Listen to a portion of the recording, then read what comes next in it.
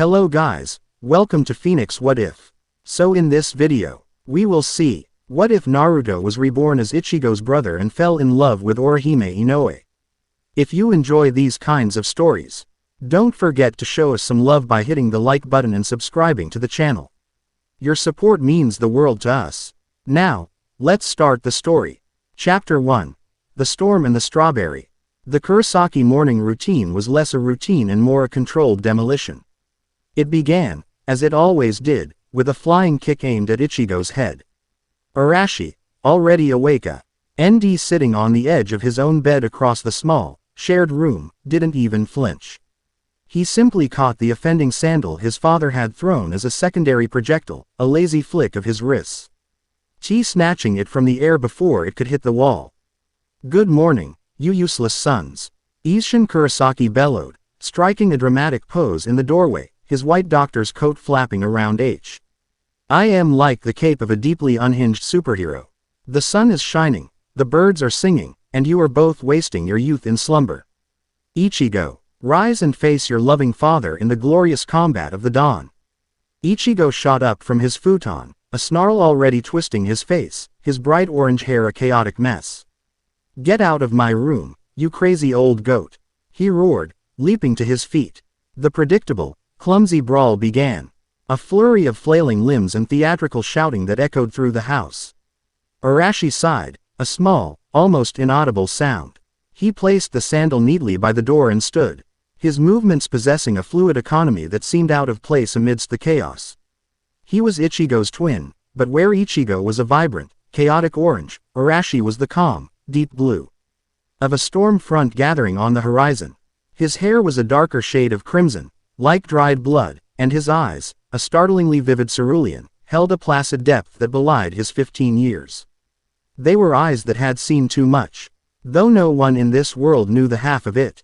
He moved past the wrestling match, deftly sidestepping a wild swing from his father that would have knocked his head off.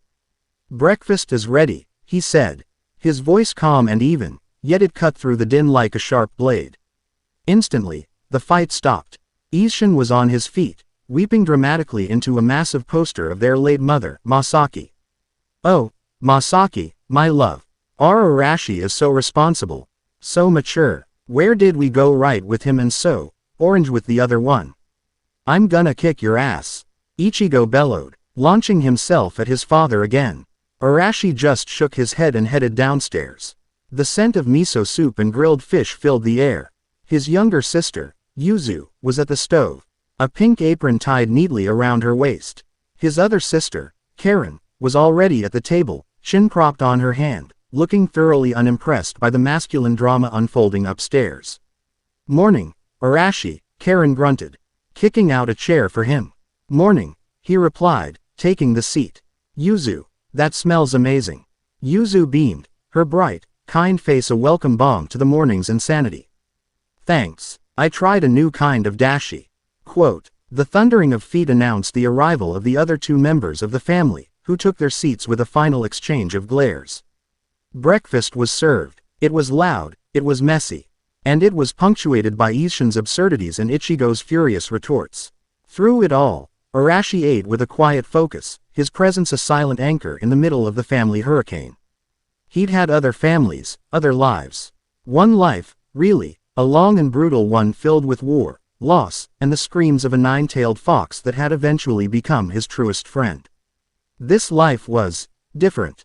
It was noisy and peaceful all at once. It was a gift he hadn't asked for but was determined to protect. He could see them, of course. The spirits. They were everywhere in Karakura town. Faded, translucent figures lingering in the places they'd known in life. Most were harmless, sad echoes of people who didn't know they were dead. Ichigo saw them too, a trait they'd shared since birth. But their reactions were night and day. Ichigo, bless his fiercely protective heart, got angry. He'd shout at them, kick over tribute flowers left by careless teenagers, and try to scare off anyone who disrespected their resting places. Arashi watched. He listened. He felt the cold spot in the air where a soul shivered with confusion, felt the lingering regret that tethered them to a street corner or a hospital room. He couldn't do much for them, not yet, but he could bear witness. He could remember them. In his last life, remembering the dead had been a heavy, sacred duty. It was no different in this one. As they walked to school, Ichigo was still fuming about their father's morning attack. I swear, one of these days I'm gonna put him in the hospital for real. He'd probably enjoy it, Arashi noted dryly. Hands tucked in his pockets. He'd get to flirt with all the nurses. Ichigo grunted, unable to argue with the logic. His scowl softened for a moment as he looked at his brother. You're always so calm. How do you not want to just punch him in the face? I've learned that punching rarely solves the root of the problem, Arashi said, the words carrying a weight Ichigo couldn't possibly understand. Besides, it's just his way of showing he cares. It's a stupid way. It is, Arashi agreed with a slight smile.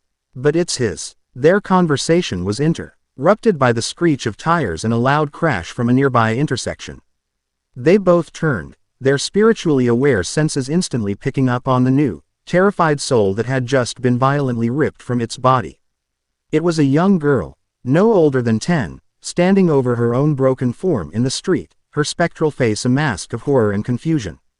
A group of teenage skateboarders were laughing, having swerved around the accident site without a second thought, knocking over a small vase of flowers someone had left on the guardrail from a previous tragedy. Ichigo's face went rigid with fury. Those bastards. He started forward, fists clenched. Arashi put a hand on his shoulder, stopping him. Fighting them won't help her, Ichi. Yeah, well, it'll make me feel better. Ignoring him, Arashi walked calmly towards the ghost girl. The air grew colder around her, a bubble of her own despair. He stopped a few feet away, not looking at her mangled body on the asphalt, but at her translucent, shivering form. It's okay to be scared, he said, his voice soft. The girl's head snapped up, her ghostly eyes wide with shock.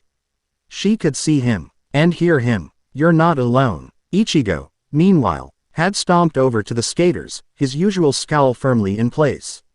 Pick up the flowers, he snarled. The predictable fight broke out, and within moments, Ichigo had sent the punks running, bruised and terrified. He stomped back, setting the vase upright with a huff. When he looked over, he saw his brother sitting on the guardrail, talking to the empty air. But Ichigo could see her too. The little girl was no longer crying. She was listening to Arashi, her form less agitated. He couldn't hear what his brother was saying, but he saw the effect. The frantic, terrified energy around her was settling. A few moments later, a massive, muscular figure with a chain dangling from its chest appeared. A Shinigami. The Soul Reaper gave Arashi a curious, respectful nod before tapping the GIRL's forehead with the hilt of his Zanpakuto. With a gentle sigh, she dissolved into particles of light, finally at peace. The Shinigami looked from Arashi back to the fuming Ichigo. You two are an odd pair, the spirit grunted, before vanishing in a flicker of movement. What were you telling her? Ichigo asked as they continued their walk to school. Arashi's gaze was distant. That it was over. That she was safe. That her family would miss her, but that she would see them again someday. I told her to go to the light, and not to be afraid of the man in the black kimono who would come to help her. Ichigo just stared at him. How do you know all that stuff? Arashi offered a small, sad smile. Just a feeling. The school day passed in a blur of mundane classes. Arashi was a model student, attentive, quiet. His grades perfect without any visible effort. He spent most of his time observing, watching the intricate dance of teenage social dynamics. He saw Chad, their hulking, quiet friend, refusing to fight back against bullies. Absorbing their punches with a stoic endurance that Arashi recognized as a strength far greater than aggression. He saw Tatsuki Arasawa, Ichigo's childhood friend, radiating a fierce, protective energy, her martial arts prowess a clear and present warning to anyone who bothered her friends. And he saw Orihime Inoue. She was in his class, a girl with the same sunset orange hair as his brother. Though hers was long and pinned back with two simple blue clips. She was strange. Her mind seemed to operate on a different wavelength, her explanations in class were bizarrely imaginative. And her taste in food was an affront to culinary science. Most people saw her as an airhead, a sweet but ditzy girl with a perpetually dreamy look in her large, gray eyes. Arashi saw the fortress she'd built around her heart. He saw the flicker of profound loneliness in her eyes when she thought no one was watching. He sensed the deep well of pain she carried, the ghost of her older brother that he knew still lingered around her. He'd seen it in soldiers, in survivors. The practiced, bright smile that was a shield, meant to keep the world from seeing the cracks within. During lunch, he found her on the rooftop, sharing her bafflingly weird bread with Tatsuki, who was grimacing but eating it anyway out of loyalty. Arashi approached their spot near the railing. "Inoue-san, Arisawa-san." He greeted with a slight nod. "Oh, Kurosaki-kun," Orihime chirped, her smile bright and genuine. "Do you want to try some? It's leek and sweet red bean paste bread." Tatsuki ma, a gagging motion behind Orihime's back. Arashi's lips quirked upwards. "Thank you, but I've already eaten. I actually came to ask you something, Inoue-san." "Me?" Her eyes widened in surprise. "Your hairpins," he said, his gaze gentle. "Your brother gave them to you, didn't he?" The air-headed smile faltered, replaced by a look of stunned vulnerability. Tatsuki's friendly demeanor sharpened into a protective glare. "What's it to you, Kurosaki?" Arashi didn't look away from Orihime. "They suit you," he said simply. "He must have loved you very much. When you wear them, it's like a piece of him is still with you, protecting you. That's a good thing to hold on to." Orihime's breath hitched. No one ever talked about her brother. Not like that. They offered pity or awkward silence. They never spoke of him with such simple, profound understanding. Tears welled in her eyes, but her smile, when it returned, was softer, less practiced. "Thank you, Kurosaki-kun," she whispered. He just nodded, gave them both a small bow, and walked away, leaving a bewildered Tatsuki and a deeply touched Orihime in his wake. He didn't do it to be clever or to get close to her. He did it because he recognized a kindred spirit, someone whose heart was defined by the ghosts they carried. That evening, the feeling in the air changed. A strange pressure began to build over Karakura town, heavy and cloying. Arashi felt it first, a prickle on his skin like an oncoming storm.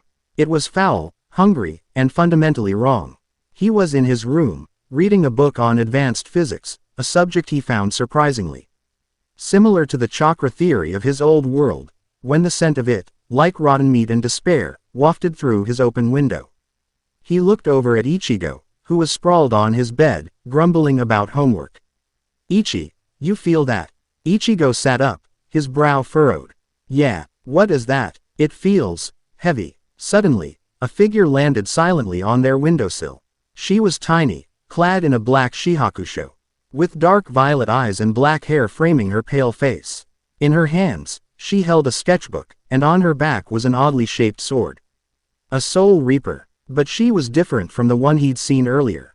Her spiritual pressure was far more refined, more potent. She looked around the room, her eyes landing on Ichigo.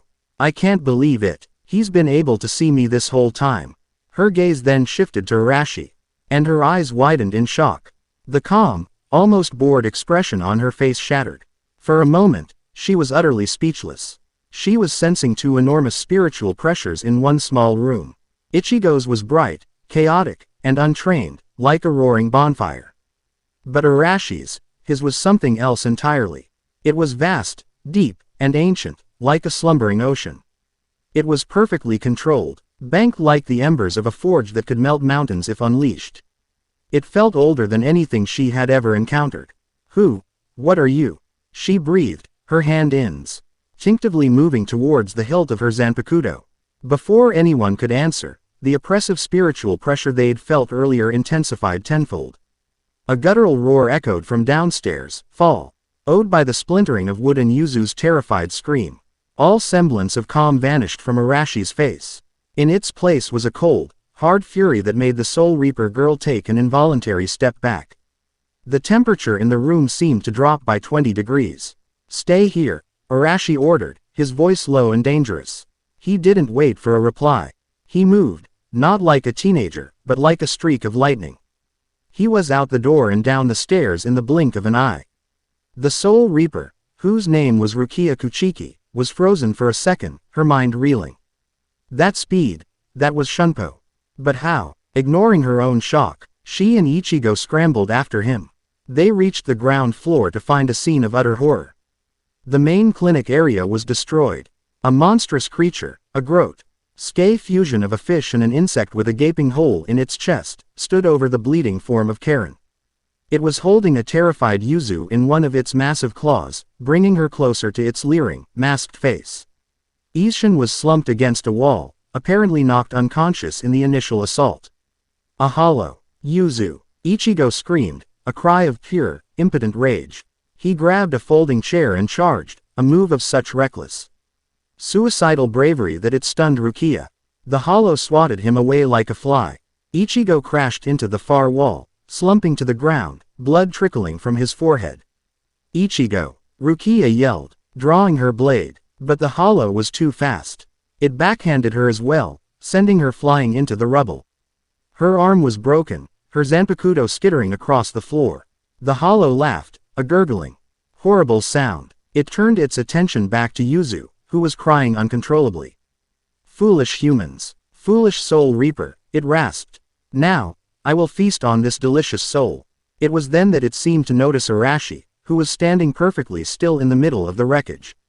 He hadn't charged, he hadn't yelled, his cerulean eyes were fixed on the creature, burning with a cold blue fire. His entire demeanor had changed. The quiet high school student was gone, replaced by something ancient and terrifyingly competent. A predator. Let my sister go, Arashi said. His voice was quiet, yet it carried an authority that made the massive hollow pause. The creature tilted its head. Another one. Your soul. It smells even more delicious than the others. Rich, powerful. I will enjoy devouring you most of all. It lunged, not with its claws, but with its massive head, intending to swallow him whole. Arashi didn't move from his spot. He simply raised one hand, palm open. You had your chance. As the hollow's maw descended, a sphere of swirling, violent vermilion energy materialized in his palm. It spun with a high-pitched, tearing sound, a miniature storm of pure force. He met the hollow's charge head-on, thrusting the sphere forward. $@%***. The sound wasn't a word, but a feeling, a raw, untranslatable expression of absolute devastation. The moment the sphere touched the hollow's mask, it exploded. The resulting blast wasn't fire or electricity, it was pure concussive force. It ripped through the hollow's head, shattering its mask and a good portion of its upper body in a spray of blackish-red spiritual matter. The creature shrieked in agony, staggering back, its hold on Yuzu loosening. In that split second, Arashi moved. He blurred, appearing beside the falling Yuzu, catching her gently and depositing her next to Karen before blurring back to his original position. The entire sequence took less than a second. Rukia, clutching her broken arm, stared in absolute disbelief. What was that attack? It wasn't a Kido spell. It wasn't a Sero. It was something else entirely, raw and unbelievably potent. And his speed, it was as fast as any captain's. The hollow, regenerating slowly, roared in fury and pain. You will pay for that. It swiped its massive claw at him. This time, Arashi vanished completely. He reappeared behind the hollow, his hands a blur of motion. As he landed, two perfect copies of himself shimmered into existence beside him. They were not afterimages. They were solid, radiating the same immense spiritual pressure as the original. Shadow clones, but woven from the very fabric of this world's spiritual energy. Rukia felt her jaw go slack. This was impossible. No human should be able to do any of this. Now, the real Arashi said, his voice cold as ice. The three Arashis moved as one, a synchronized dance of destruction. They swarmed the hollow, their movements fluid and brutally efficient. One clone created another vermilion sphere, blasting the creature's leg out from under it. The other clone formed claws of pure energy around its hands, tearing through the hollow's thick hide. The real Arashi leapt onto the creature's back, his hands glowing with the same energy. He was analyzing it, seeing its weak points, the flow of its corrupted energy. He was a battlefield commander, a seasoned assassin, all in the body of a 15-year-old boy. It was during this moment, with his senses heightened to their absolute peak, that he felt it. For the barest fraction of a second, a different presence brushed against his awareness. It was not the hot, hungry malice of the hollow. It was cold, empty, an utterly alien feeling of pure, silent nothingness, observing the chaos from an impossible distance. It felt like the void between stars, ancient and uncaring. Then, as quickly as it came, it was gone. The distraction was almost costly. The hollow thrashed wildly, knocking the clones away, their forms dissipating into glowing particles. It spun, its tail whipping towards the real Arashi. He deflected it with an energy-coated arm, but the force of the blow sent him skidding back across the ruined floor. He was powerful, but he was still in a human body. He could be worn down. Damn it! I'm not strong enough, Ichigo grunted, pushing himself to his feet. He watched his brother fight with a ferocity he'd never seen, protecting their family, and he felt a burning wave of shame and helplessness. He was just watching. He couldn't do anything. Rukia, seeing the desperation in his eyes, and the impossible battle unfolding before her, made a split-second decision. "Do you want to save them?" she asked, her voice strained with pain. "Your family." Ichigo's head snapped towards her. "Of course I do. There is a way," she said, holding up her Zanpakuto. "But it's dangerous. You must take my Shinigami powers and fight the thing yourself." Ichigo didn't hesitate. "How?" "Plunge this blade into your chest. I will pour my power into you. I can't guarantee it will work. You may die." "Doesn't matter," Ichigo said, his eyes blazing with determination. "If it gives me the power to protect them, I'll do it." Arashi, fending off another furious assault from the wounded hollow, saw what was happening. He didn't intervene. He knew Ichigo. He knew his brother's fierce, stubborn heart. To be a bystander while his family was in danger was a fate worse than death for him. This was Ichigo's choice to make. As Rukia prepared to initiate the transfer, the hollow, sensing a new threat, charged towards them. "No you don't." Arashi moved to intercept, planting his feet and creating a much larger energy sphere, a great ball Rasengan, to meet the charge head-on. The resulting explosion shook the entire clinic to its foundations, buying them the precious seconds they needed. "Do it now," Rukia yelled. Ichigo grabbed the hilt of the blade and, with a defiant roar, drove it into his own sternum. The world seemed to explode in a column of white light. A colossal spiritual pressure, far greater than Rukia had ever intended to give, erupted from Ichigo's body, dwarfing even the hollows. When the light faded, Ichigo stood there, clad in the black robes of a Shinigami. The Zanpakuto on his back was no elegant katana, it was a gargantuan, cleaver-like blade almost as tall as he was. The hollow stared, its regenerative abilities forgotten, its mind consumed by a primal fear. Ichigo looked at the creature, his face a mask of cold fury. Then he looked at his brother, who was standing a few feet away, breathing heavily. The last of his energy clones having dissipated. Arashi gave him a short, sharp nod. A silent acknowledgement. "Your turn." With a scream that was more battle cry than human sound, Ichigo charged. He was all raw power, instinct, and rage. He brought the massive blade down in a single, brutal arc. The hollow didn't even have time to scream. The blade sliced through it from shoulder to hip, and the creature dissolved into black dust, its tormented existence finally over. Silence descended on the ruined clinic. Ichigo stood over the spot where the hollow had been, his chest heaving, the oversized sword resting on his shoulder. Arashi walked over to Yuzu and Karen, his own exhaustion evident now that the adrenaline was fading. He checked them over. They were bruised and terrified, but alive. He gently picked up Yuzu, who clung to him, sobbing. Rukia pushed herself up, her professional demeanor completely gone, replaced by utter, shell-shocked awe. Her plan had worked, but it had gone completely, impossibly wrong. Ichigo had taken nearly all of her power, not just half. He was a full-fledged Shinigami. But her gaze kept flicking back to Arashi, who was now calmly assessing the damage to their home while comforting his sisters. He was just a human. He had no Zanpakuto, no formal training, yet he had fought a hollow to a standstill using techniques she had never seen before, demonstrating a level of power and combat sense that would put a Shinigami lieutenant to shame. He was an anomaly, an impossibility that her centuries of experience could not explain. She looked from the newly minted, scowling Shinigami with the impossibly large sword to the calm, crimson-haired boy who felt like an ancient ocean of power. "What?" she whispered to the empty, dust-filled air. "In the name of the Soul King, are you?" Chapter 1 End. Chapter 2. Anomaly and awakening. The day after the hollow attack, a strange new normal settled over the Kurosaki clinic. It was a normal that involved a petite, black kimono-clad soul reaper trying to cram herself into Ichigo's closet, arguing about the logistics of spectral Gigai bodies, and generally turning their already chaotic household upside down.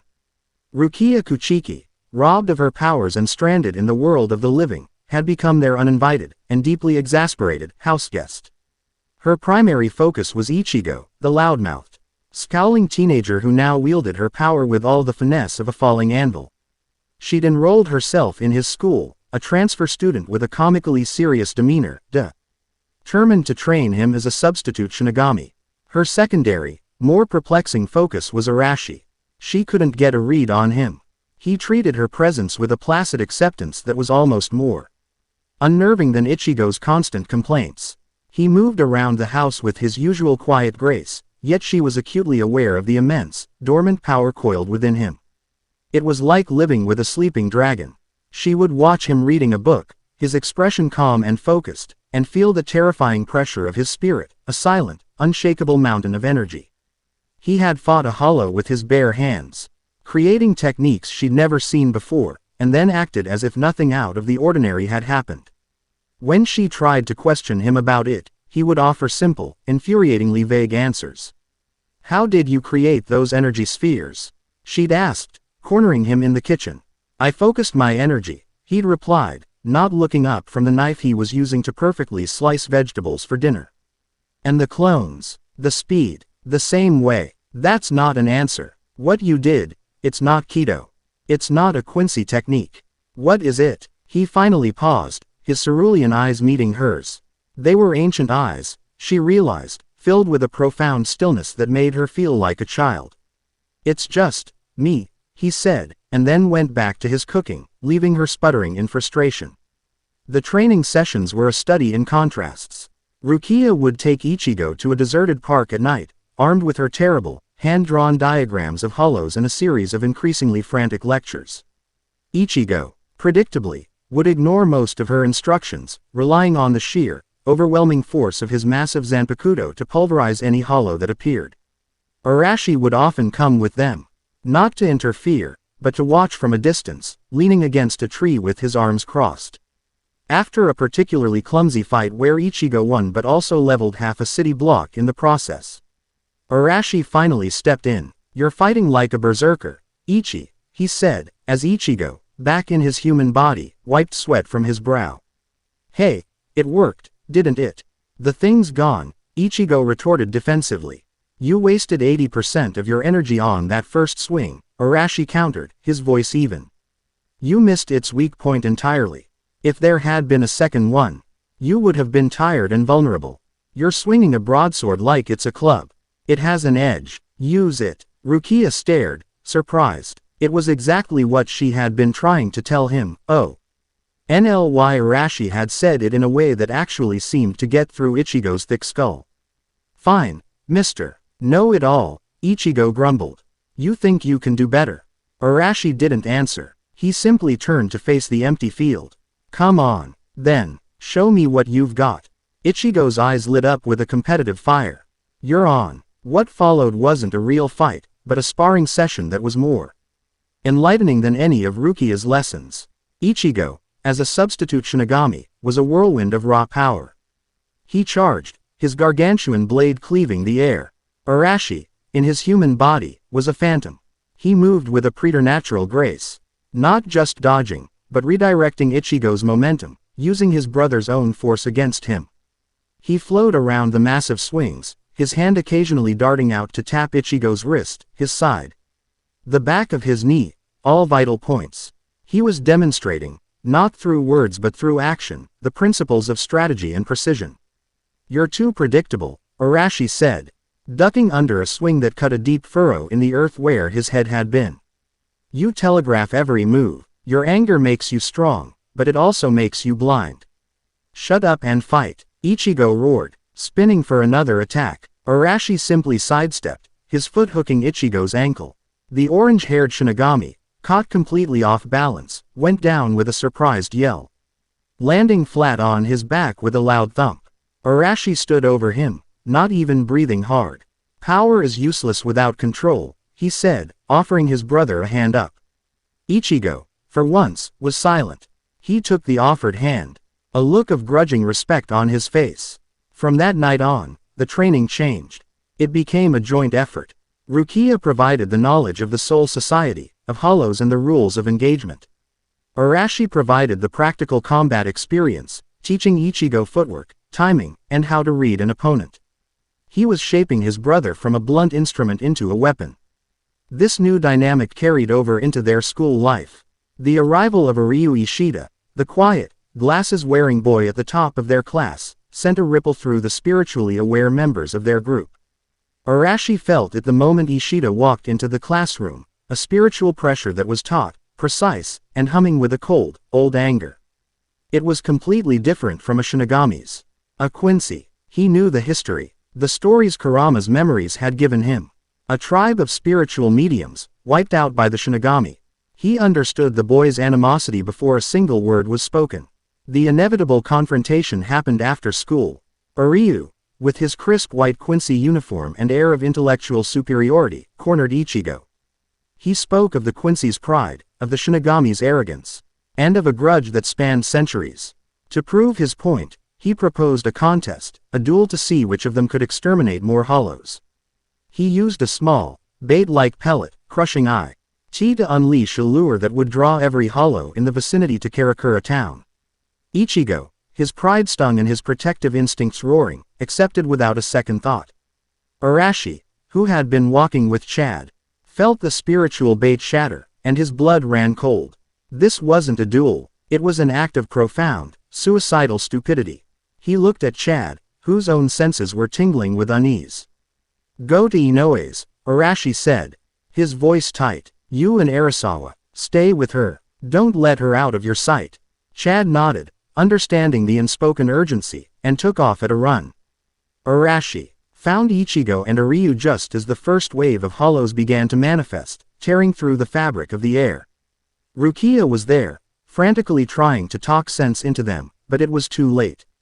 "What have you done?" Arashi's voice was dangerously quiet as he approached Ryu. It wasn't accusatory, it was the calm, terrifying query of a general witnessing a catastrophic tactical blunder. Ryu adjusted his glasses, refusing to be intimidated. "I am simply proving the superiority of the Quincy. A Shinigami is a clumsy relic. We are precise. We are efficient. We erase hollows completely. You've painted a target on the back of every soul in this town," Arashi stated, his eyes scanning the sky as more and more grotesque forms appeared. "You think this is a game? A contest? You've invited a CK of wolves into a sheep pen to prove you're a better hunter than him." His words, and the cold, hard logic behind them, seemed to hit Ryu with more force than any of Ichigo's insults.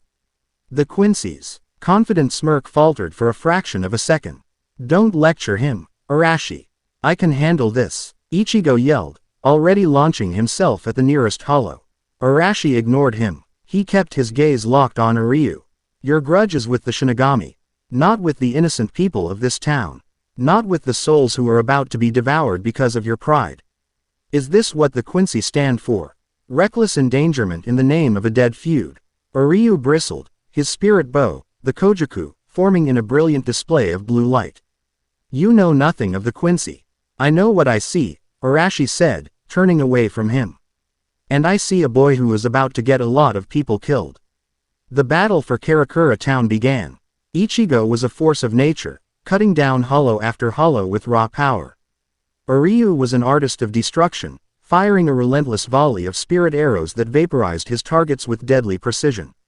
But it wasn't enough. For every one they destroyed, 3 more seemed to take its place. The sky was swarming. Arashi moved through the streets like a ghost. He wasn't competing. He was damage controlling. He used his superior senses, a nascent form of sage mode. Drawing in the reishi of the world to feel everything around him, to find the souls most in danger. He would appear in a blur of motion, dispatching a hollow with a single, brutally efficient vermilion sphere before vanishing again. Already moving to the next target. He was a scalpel, not a sword, cutting out the most immediate threats with surgical precision. Meanwhile, at the school, Orihime and Tatsuki were with Chad. They were trying to get other students to safety when a hulking, spider-like hollow burst through the wall. Tatsuki, ever the protector, pushed Orihime behind her, Marty. Al Art's stance a brave but futile gesture against the monster. Chad moved to intercept, his armored arm forming, but the hollow was too fast. It lashed out with a razor-sharp leg, aiming for Tatsuki. Orihime screamed. It was a sound of pure terror and desperation, a desperate, primal plea for the attack to not happen. And reality seemed to obey. A hexagonal shield of golden-orange light erupted into existence between Tatsuki and the hollow's claw. The attack struck the barrier with a deafening clang, but the shield held, shimmering and resolute. Everyone stared in shock, most of all Orihime. She looked at her outstretched hands. Then at the shield of light that had sprung from her will. What was that? Tatsuki breathed. Before the hollow could strike again, another of its legs shot out, this time aimed at Orihime herself. In that moment, a boy from their class, who had a crush on her, threw himself in the way, taking the blow to his shoulder. He collapsed, bleeding and unconscious. The sight of her friend being hurt because of her, the horrifying reality of the monster in front of them, caused something to snap inside Orihime. Her power, born from a heart that wished only to protect, awakened fully. From the blue hairpins Arashi had commented on, two small, fairy-like figures emerged. Hanagaku and Bagan. From them, a second shield, the Santen Keshun, erupted, protecting them all. Then, a third figure, the fiery Tsubaki, shot forward. I reject, Orihime cried, not understanding the words but feeling them with every fiber of her being. Tsubaki slammed into the hollow, but the creature was too strong. It caught the small spirit and crushed him, shattering him into particles of light. Orihime cried out in pain, a psychic backlash stunning her. The shields wavered. The hollow, enraged, reared back for a final, lethal strike. It never landed. A streak of crimson and blue shot through the shattered window. Arashi landed between the hollow and his friends, his back to them. He didn't even look at the monster.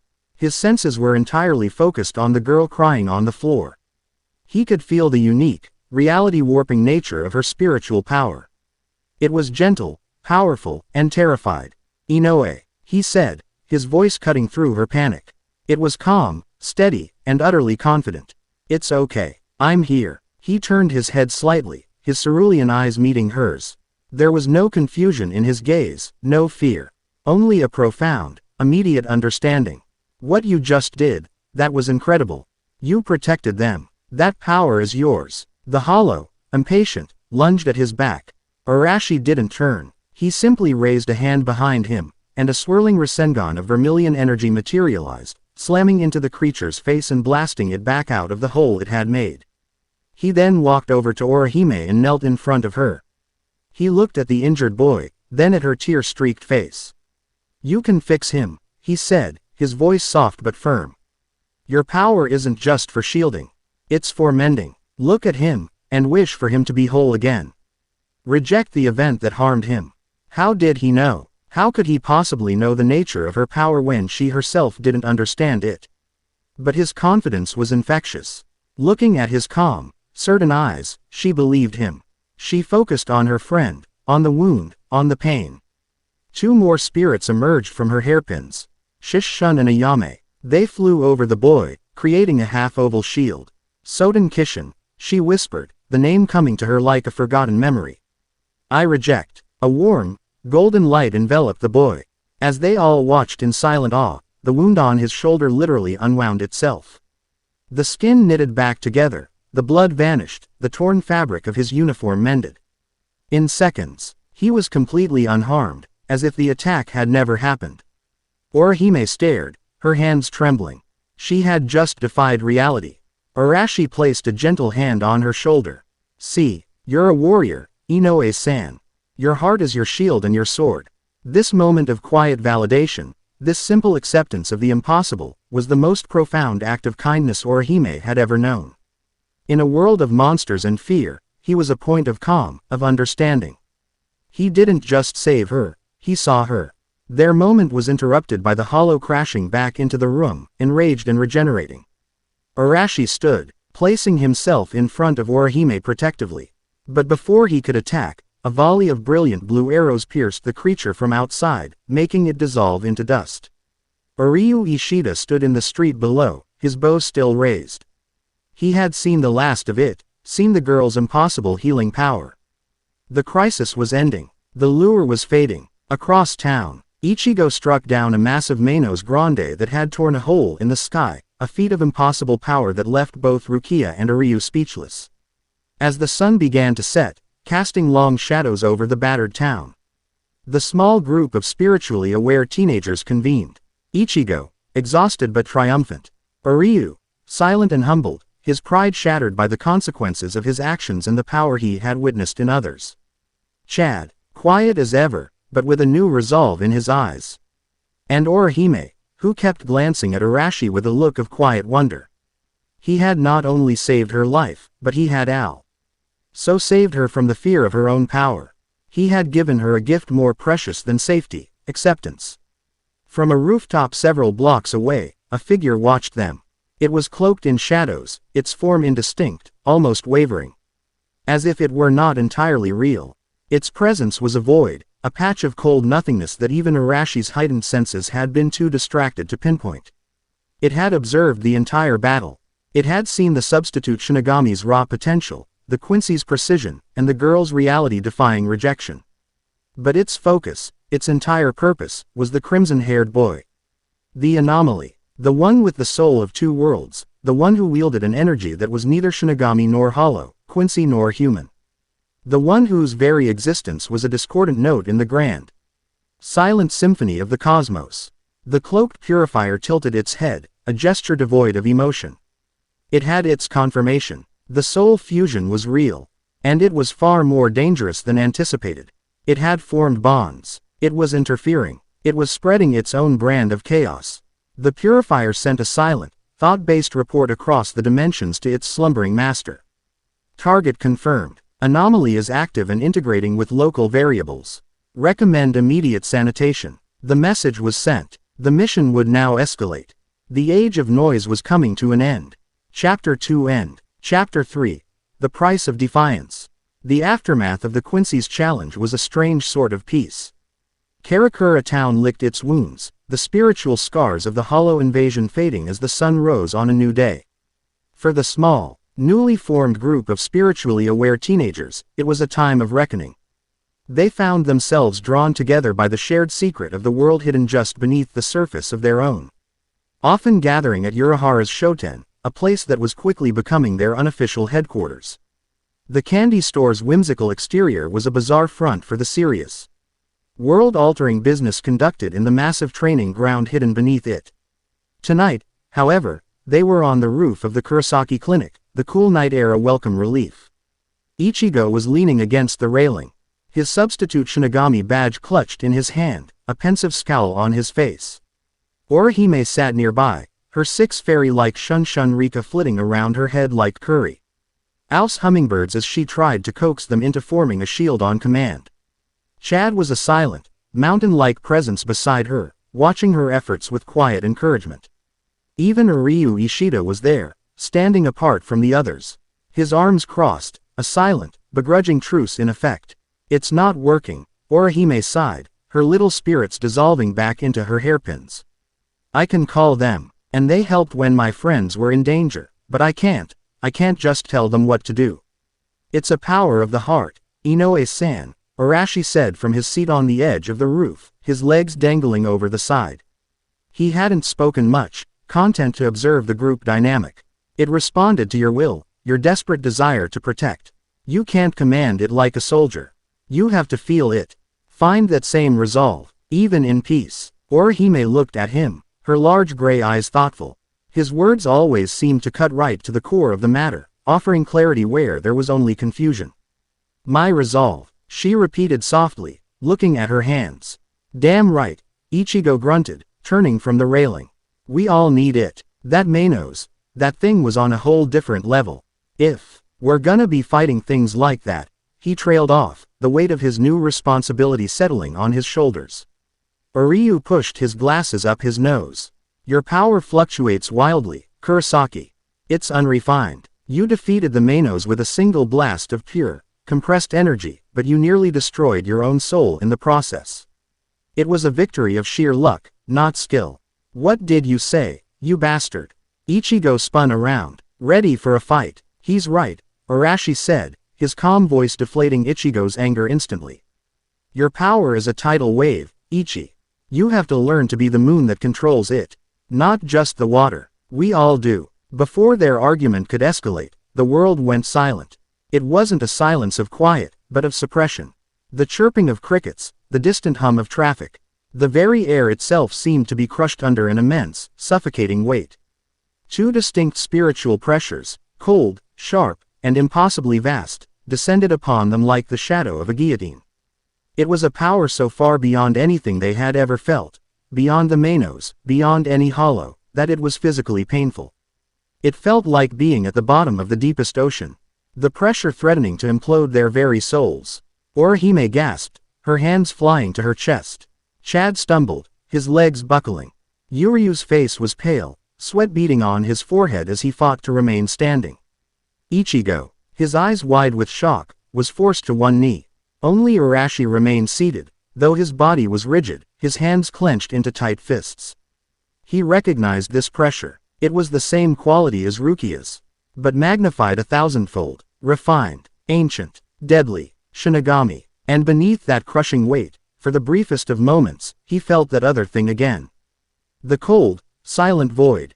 The presence of the purifier, drawn to this immense flare of spiritual energy like a moth to a flame. It was watching, always watching. Two figures appeared at the end of the street below, as if they had simply stepped out of the air. One was tall, with a wild mane of red hair tied in a high ponytail and strange, dark tattoos covering his eyebrows. He wore the standard black shihakusho, a cocky, feral grin on his face. The other was of average height, his face an emotionless mask of aristocratic nobility. His hair was long and black, held in place by intricate white kenseiken. He wore a pristine white captain's haori over his uniform. Their power radiated from them in palpable waves. There you are, the red-haired one said, his voice carrying easily up to the rooftop. His eyes were locked on a single target. We've come for you, Rukia. From the window of Ichigo's room, Rukia Kuchiki appeared. Her face was ashen, her body trembling not with fear, but with a deep, resigned dread. Renji, brother, she whispered, her gaze fixed on the noble captain. Renji Aburai, lieutenant of the 6th Division, the red-haired man announced, his grin widening. And this is Captain Byakuya Kuchiki. Of the 6th Division, Captain. The word hung in the air, heavy with meaning. This was the leadership of the Soul Society. This was a level of power they couldn't even begin to comprehend. Rukia, Captain Kuchiki's voice was cold and sharp as winter ice. You have violated the law. For the crime of transferring your powers to a human and remaining in the world of the living. You were sentenced to be returned to the Soul Society for judgment. Come quietly. Rukia seemed to shrink under his gaze. Yes, brother, like hell she will. Ichigo roared, vaulting over the railing, and landing on the street below in a crouch. In a flash of light, he was in his Shinigami form, his gargantuan zanjetsu on his back. You're not taking her anywhere. Renji's grin became a sneer. A human playing Shinigami. You're the one who stole her powers. You've got a lot of nerve, kid. Ichigo. No, you can't fight them. Rukia cried from the window. You don't understand. You'll be killed. Ichigo ignored her, his spiritual energy flaring, a chaotic blue aura erupting around him. He was a volcano of righteous fury, high on his recent victories and utterly blind to the chasm in power that lay before him. I don't care who you are. Rukia saved my family. She's my friend. If you want her, you'll have to go through me. He charged. It wasn't a fight. It was an execution. Renji met his charge, his own Zanpakuto, Zabumeru, flashing in the moonlight. The clash of their blades was deafening, but it was immediately clear that Ichigo was outmatched. Renji was faster, stronger, his technique honed by centuries of experience. He toyed with Ichigo, his movements a blur, his blade deflecting zanjetsu with contemptuous ease. Is this it? Renji taunted, kicking Ichigo in the chest and sending him skidding back. This is the power you're so proud of. Pathetic. Ichigo roared and charged again, swinging zanjetsu with all his might. Renji didn't even bother to block.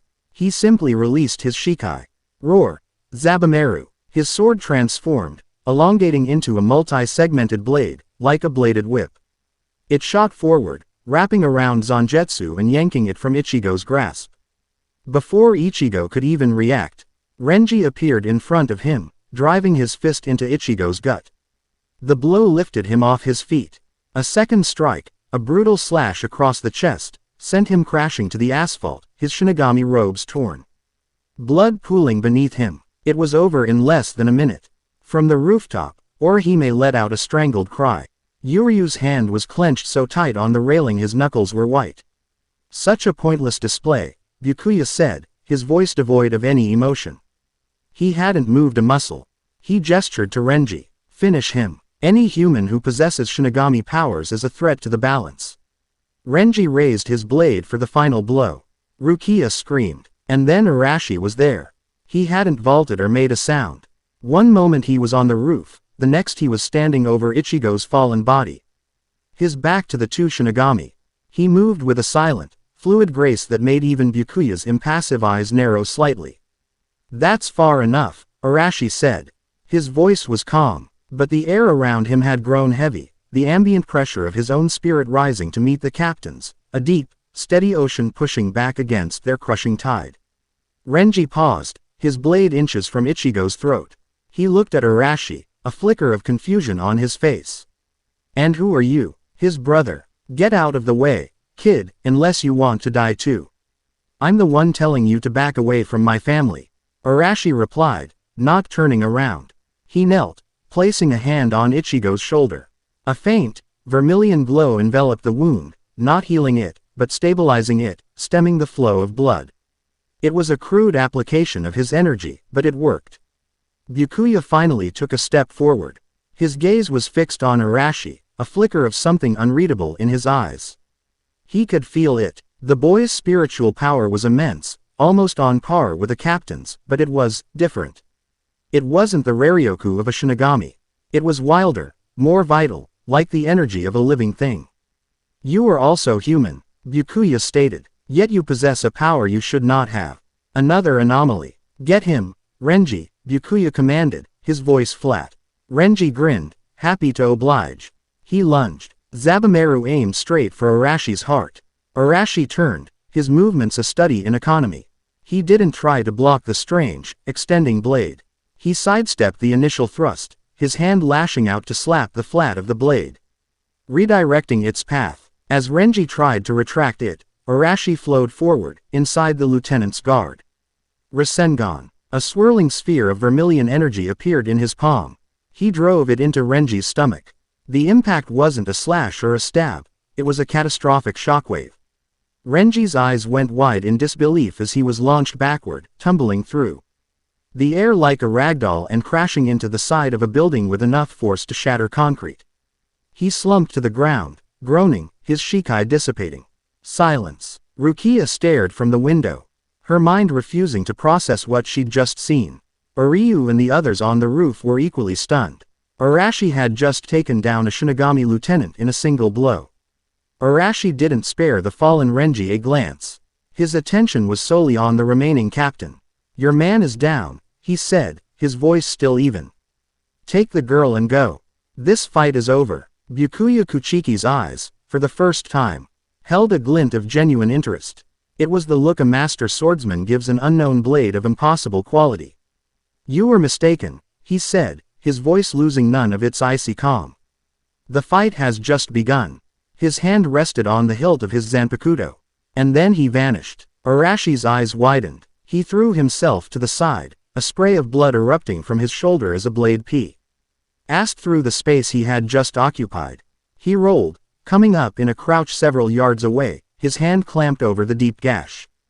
Byakuya stood where he had been, his sword, Senbon Sakura, now drawn. Not a single drop of blood staining its perfect surface. He was fast, impossibly fast, faster than anyone Arashi had ever fought, even in his past life. This wasn't a brawler like Renji. This was a true master. You dodged, Byakuya noted, a statement of fact, not praise. Your reflexes are excellent, but you cannot win. Arashi knew he was right. Winning wasn't the goal. Surviving was. Buying time was. He straightened up, his eyes burning with concentration. 2 shadow clones flickered into existence beside him. Byakuya's composure finally cracked, his eyebrows raising a fraction of an inch. An identical energy signature, Kido. No. The clones charged. One went low, the other high, a classic pincer attack. Byakuya dispatched them with 2 precise, contemptuous slashes, but they served their purpose. The real Arashi, under the cover of their assault, closed the distance, a Rasengan in each hand. The captain was a phantom. He moved with a grace that defied physics, a dance of deadly steps. He avoided the twin spheres, his blade flashing, forcing Arashi onto the defensive. It was a battle of strategy versus overwhelming speed and skill. Arashi used his clones as feints, as distractions, as momentary shields. He tried to predict Byakuya's movements, to counter his perfect shunpo, but the captain was always 1 step ahead. Every feint was seen through, every attack parried. A shallow cut on his arm, a deep graze on his leg. Arashi was being dismantled piece by piece, but he never stopped. His tenacity was inhuman. He fought with the desperate, cornered ferocity of a fox, all teeth and cunning.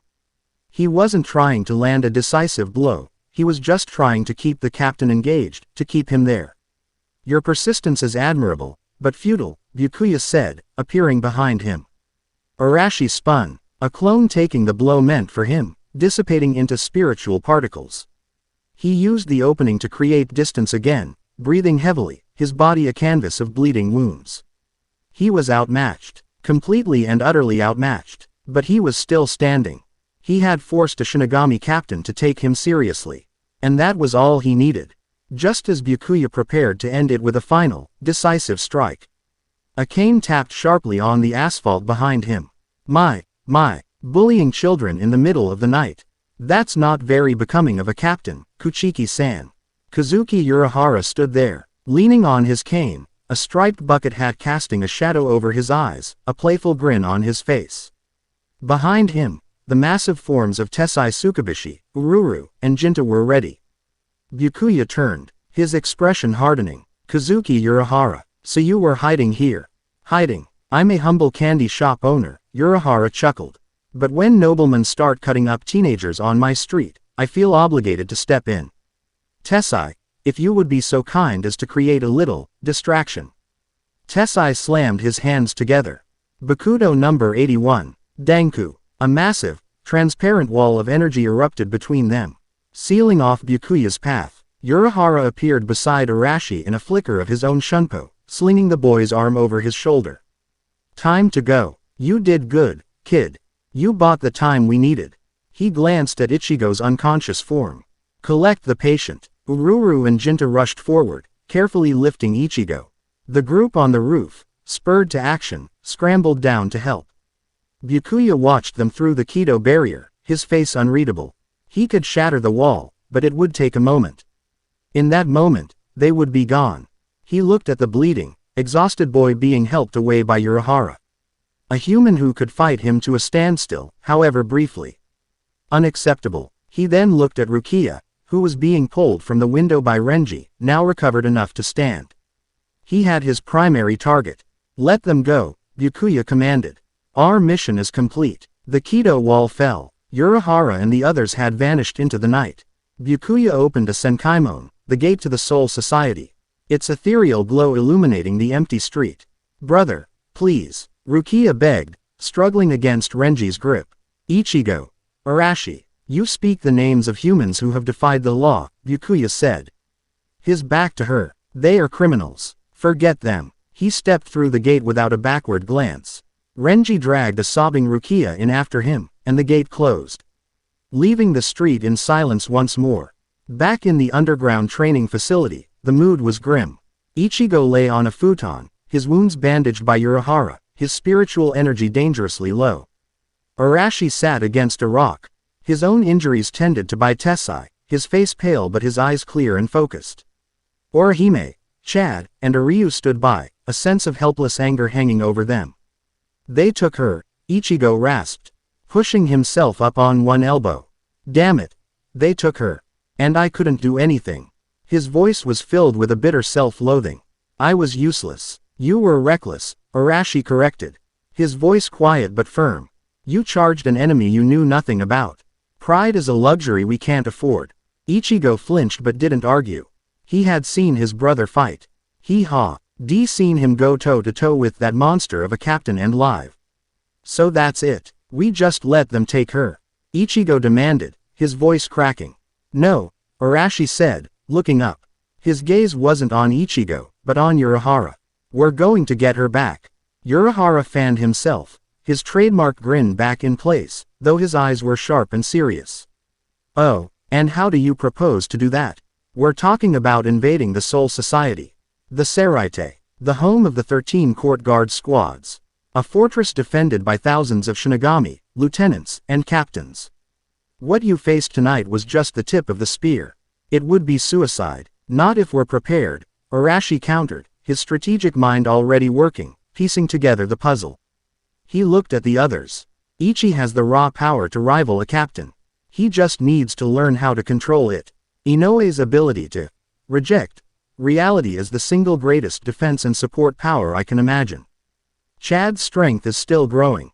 Shida is a long-range tactical asset with a deep knowledge of spiritual particles.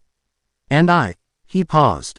I can lead them. He turned his full attention to Urahara, his cerulean eyes intense. You wouldn't have revealed yourself if you didn't have a stake in this. You have a way to get us there. You have a way to train us. We are not a random assortment of super-powered kids. We are a viable infiltration unit. You know it, and I know it. Stop treating this like a hopeless fantasy and start treating it like the Black Ops mission it is.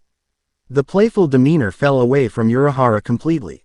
He looked at Arashi, truly looked at him, and saw not a teenager, but a commander. He saw a strategic mind and an unshakable will that was both shocking and intriguing. This boy, this anomaly, he wasn't just powerful. He was a leader. Urahara's grin returned, but this time it was different. It was the grin of a chess master who had just found a new, fascinating piece on the board. 10 days, Urahara said. I can open the gate in 10 days. In that time, I will train you. I will push you to the brink of death and beyond. Most of you probably won't survive. He looked at each of them in turn. But if you do, you might just have a chance. Quote, Ichigo's eyes burned with a new fire.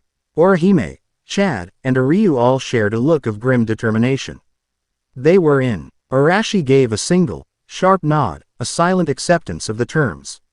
The decision was made. The path was set. War was coming. Chapter 3 End. Chapter 4. Whispers in the White City. The 10 days Urahara had allotted them were a brutal, relentless crucible. The vast, artificial sky of the underground training ground was their only sun, the clang of steel and the roar of Kido their only anthem. Ichigo was pitted against Urahara himself, a seemingly playful series of lessons that were, in reality, a desperate struggle for survival that pushed him to finally learn the name of his Zanpakuto, Zangetsu. Orihime and Chad were trained by Tessai, unique powers forced to manifest under extreme pressure, their control growing from panicked instinct to focused intent. Ryu, refusing to be trained by a Shinigami, honed his own skills in solitude. His hatred for his ancient enemies a fuel that pushed him to new heights of precision. Arashi trained with Yoruichi, the lithe, purple-haired woman, who had shocked them all by transforming from a black cat into her human form, was a master of everything Arashi was not. Where he was strategic and power-based, she was pure, untraceable speed. Where he used clones for diversions, she used Shunpo to be in 10 places at once. Their sparring sessions were not clashes of force, but silent, high-speed games of tag fought with blunted blades amidst the training ground's stone pillars. She pushed his senses, his reflexes, his nascent sage mode, to their absolute limit. He learned to anticipate movements not just with his eyes, but by feeling the subtle shift of reishi in the air. He never beat her, not once, but by the end of the 10 days, she could no longer catch him off guard. You're a monster, Arashi Kurosaki, she said on the final night, her usual teasing tone replaced by one of genuine respect. They sat atop a high cliff, overlooking the moonlit desert landscape of the training area. I've never seen anyone learn so fast. That energy you use, it's not Shinigami. It feels alive, like you have a beast chained inside you. Quote, "He is not chained," Arashi replied quietly, looking at his hands. "He is a part of me. My oldest and truest friend." In his mind, he felt the deep, rumbling purr of Kurama's consciousness. A comforting, familiar presence. Kurama wasn't a separate entity anymore, their souls had fused in the rebirth. His Zanpakuto spirit was Kurama. He had yet to even attempt to speak its name. Knowing the power it would unleash would be far too great for this stage of the game. The time for training was over. The Senkaimon was ready. Yoruichi led them through the precipice world, the dangerous, shifting dimension between worlds, their journey a frantic race against the current of the Kotatsu. They emerged, not into the Soul Society proper, but into the Rukongai, sprawling districts of wandering souls that surrounded the gleaming white walls of the Seraite. Their final point of entry was the home of Kukaku Shiba, a boisterous, one-armed fireworks expert a personality as explosive as her creations. "So you're the runts who are gonna bust into the Seraite?" She'd boomed, sizing them up with a critical eye. "You've got guts, I'll give you that." Our method of entry was as insane as she was. A massive cannon of her own design that would fire them over the walls in a sphere of condensed spiritual energy she called a Ryushukaku. The launch was a chaotic, disorienting blur of spiritual force. Inside the cannonball of energy, they were buffeted and thrown about. The plan was for them to maintain the integrity of the sphere with their own power, but the sheer force of the launch, combined with the Seraite's protective Shikanmaku barrier, proved too much. The sphere fractured, destabilizing violently. "It's breaking up," Oryu yelled over the roaring wind. "Everyone, brace for impact," Yoruichi shouted, her cat form clinging to Ichigo's shoulder. The world exploded in a flash of white light. Arashi felt a sickening lurch as he was torn away from the others. Tumbling through the air alone, he tucked and rolled, his shinobi instincts taking over, forcing his body to absorb the momentum of the fall. He crashed through the tiled roof of a large, elegant building. His landing a controlled demolition of wood and plaster that still sent a jarring shock through his bones. He came to a stop in a crouch in the middle of a large, tatami-matted room. Dust and debris settling around him. He was alone. The spiritual signatures of his friends were scattered, miles apart. The plan had failed in its first 30 seconds. Arashi remained perfectly still for a full minute. His eyes closed, his breathing even. He wasn't panicking. He was assessing. He expanded his senses, the reishi of the world flowing into him, painting a map in his mind. He felt Ichigo's loud, furious energy signature to the east, already clashing with another, equally aggressive power. So much for a stealthy entrance, Ichi. He felt Orihime and Yuryu's pressures together to the north, faint but steady. Chad's was south, a quiet, solid presence. Yoruichi was with Ichigo. Good. His own location was quiet. Too quiet. The building was ornate, the air refined. He was deep inside the Seraite, likely in one of the districts reserved for nobles or high-ranking officials. He rose to his feet, moving with a silence that belied the destruction of his entry. He was a ghost, melting into the shadows of the room, his crimson hair the only splash of color in the monochrome of the moonlit interior. His priority was to find the others, but running blindly through an enemy fortress was a fool's errand. First, information. Then, a plan. He slipped out of the ruined building, finding himself in a beautifully manicured garden, all raked sand and artfully placed rocks. The air was filled with the scent of cherry blossoms, a peaceful facade for the city of warriors he had just invaded. He kept to the shadows, his movements economical and precise. He saw patrols of Shinigami, their spiritual pressures bright flares in his senses. He noted their routes, their numbers, the time between their sweeps. It was sloppy. They were confident, arrogant in the supposed impenetrability of their home. As he moved, he felt it, a spiritual pressure unlike the others. It was vast, easily on the level of the captain he'd fought, Byakuya Kuchiki, but it was lazy. It flowed like slow, warm honey, unconcerned and utterly at ease. It was tinged with the scent of sake and something floral, like perfume. It was close, and it was watching him. Arashi stopped in the shadow of a large willow tree. He didn't draw a weapon. He didn't tense. He simply waited. "My, oh my," a relaxed, baritone voice drawled from the branches above him. It's not often we get uninvited guests who are so polite as to not stomp all over the garden. Most of them are screamers. A real headache. A figure dropped lightly from the tree, landing without a sound. He was a tall, ruggedly handsome man with a lazy smile and a light stubble on his chin. He wore a garish pink, flower-patterned haori over his captain's uniform and a conical straw hat. A sake gourd was slung at his side. It was Captain Shunsui Kyoraku of the 8th Division. His eyes, sleepy and half-lidded, held a sharp, penetrating intelligence that was completely at odds with his relaxed posture. "You're one of the Ryoka, aren't you? You don't feel like the orange-haired one. He's a firecracker. You're more like the deep water. What's a boy like you doing breaking into our fair city?" Arashi met his gaze, his own expression unreadable. "I'm here to prevent a miscarriage of justice." Shunsui chuckled, taking a swig from his gourd. "Justice. That's a heavy word. Most people who come here screaming about justice are just trying to get their way. Tell me, what injustice is so great that it warrants an invasion of the afterlife?" "The execution of a friend," Arashi said simply. "For a crime that harmed no one and, in fact, saved lives." Shunsui's smile didn't waver, but his eyes sharpened. He was probing, testing Arashi's character.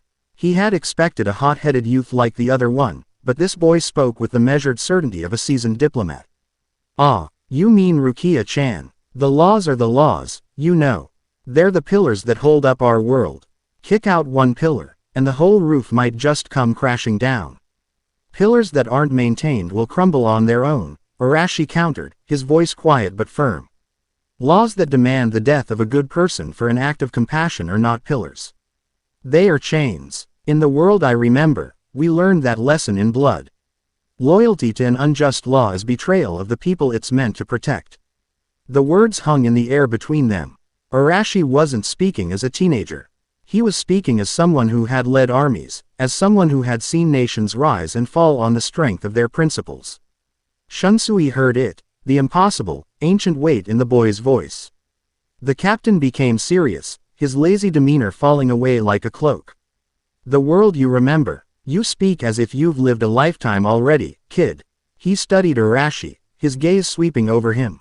"You're not fighting. You're not running. You're talking. Why?" "Because you haven't drawn your sword," Arashi replied. "Because you smell of sake and cherry blossoms, not of bloodlust. And because you strike me as a man who would rather share a drink than spill blood needlessly. A battle between us right now would serve no purpose. It would only exhaust us both an hour. Every soldier in the Seraite to my exact location. It's strategically unsound. For both of us." A slow, genuine grin spread across Shunsui's face. "Ha, I like you, kid. You're smart. Too smart to be mixed up in all this." He took another long drink from his gourd, then sighed. "Look, I can't help you. I'm a captain of the Gote 13. I have my duties. But," he paused, his eyes twinkling with mischief, "I'm also a very lazy man. Filling out paperwork for dead Ryoka is a real chore. I'd much rather take a nap.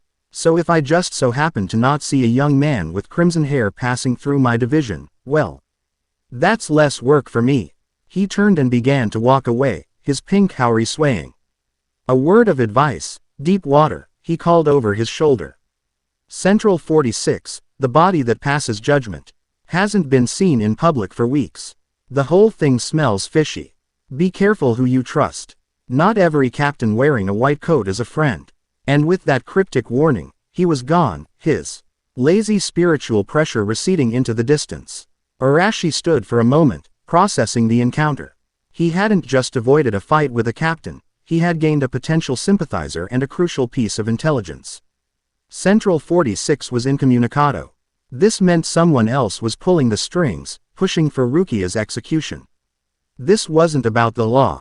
It was a conspiracy. With his new knowledge, he changed his objective.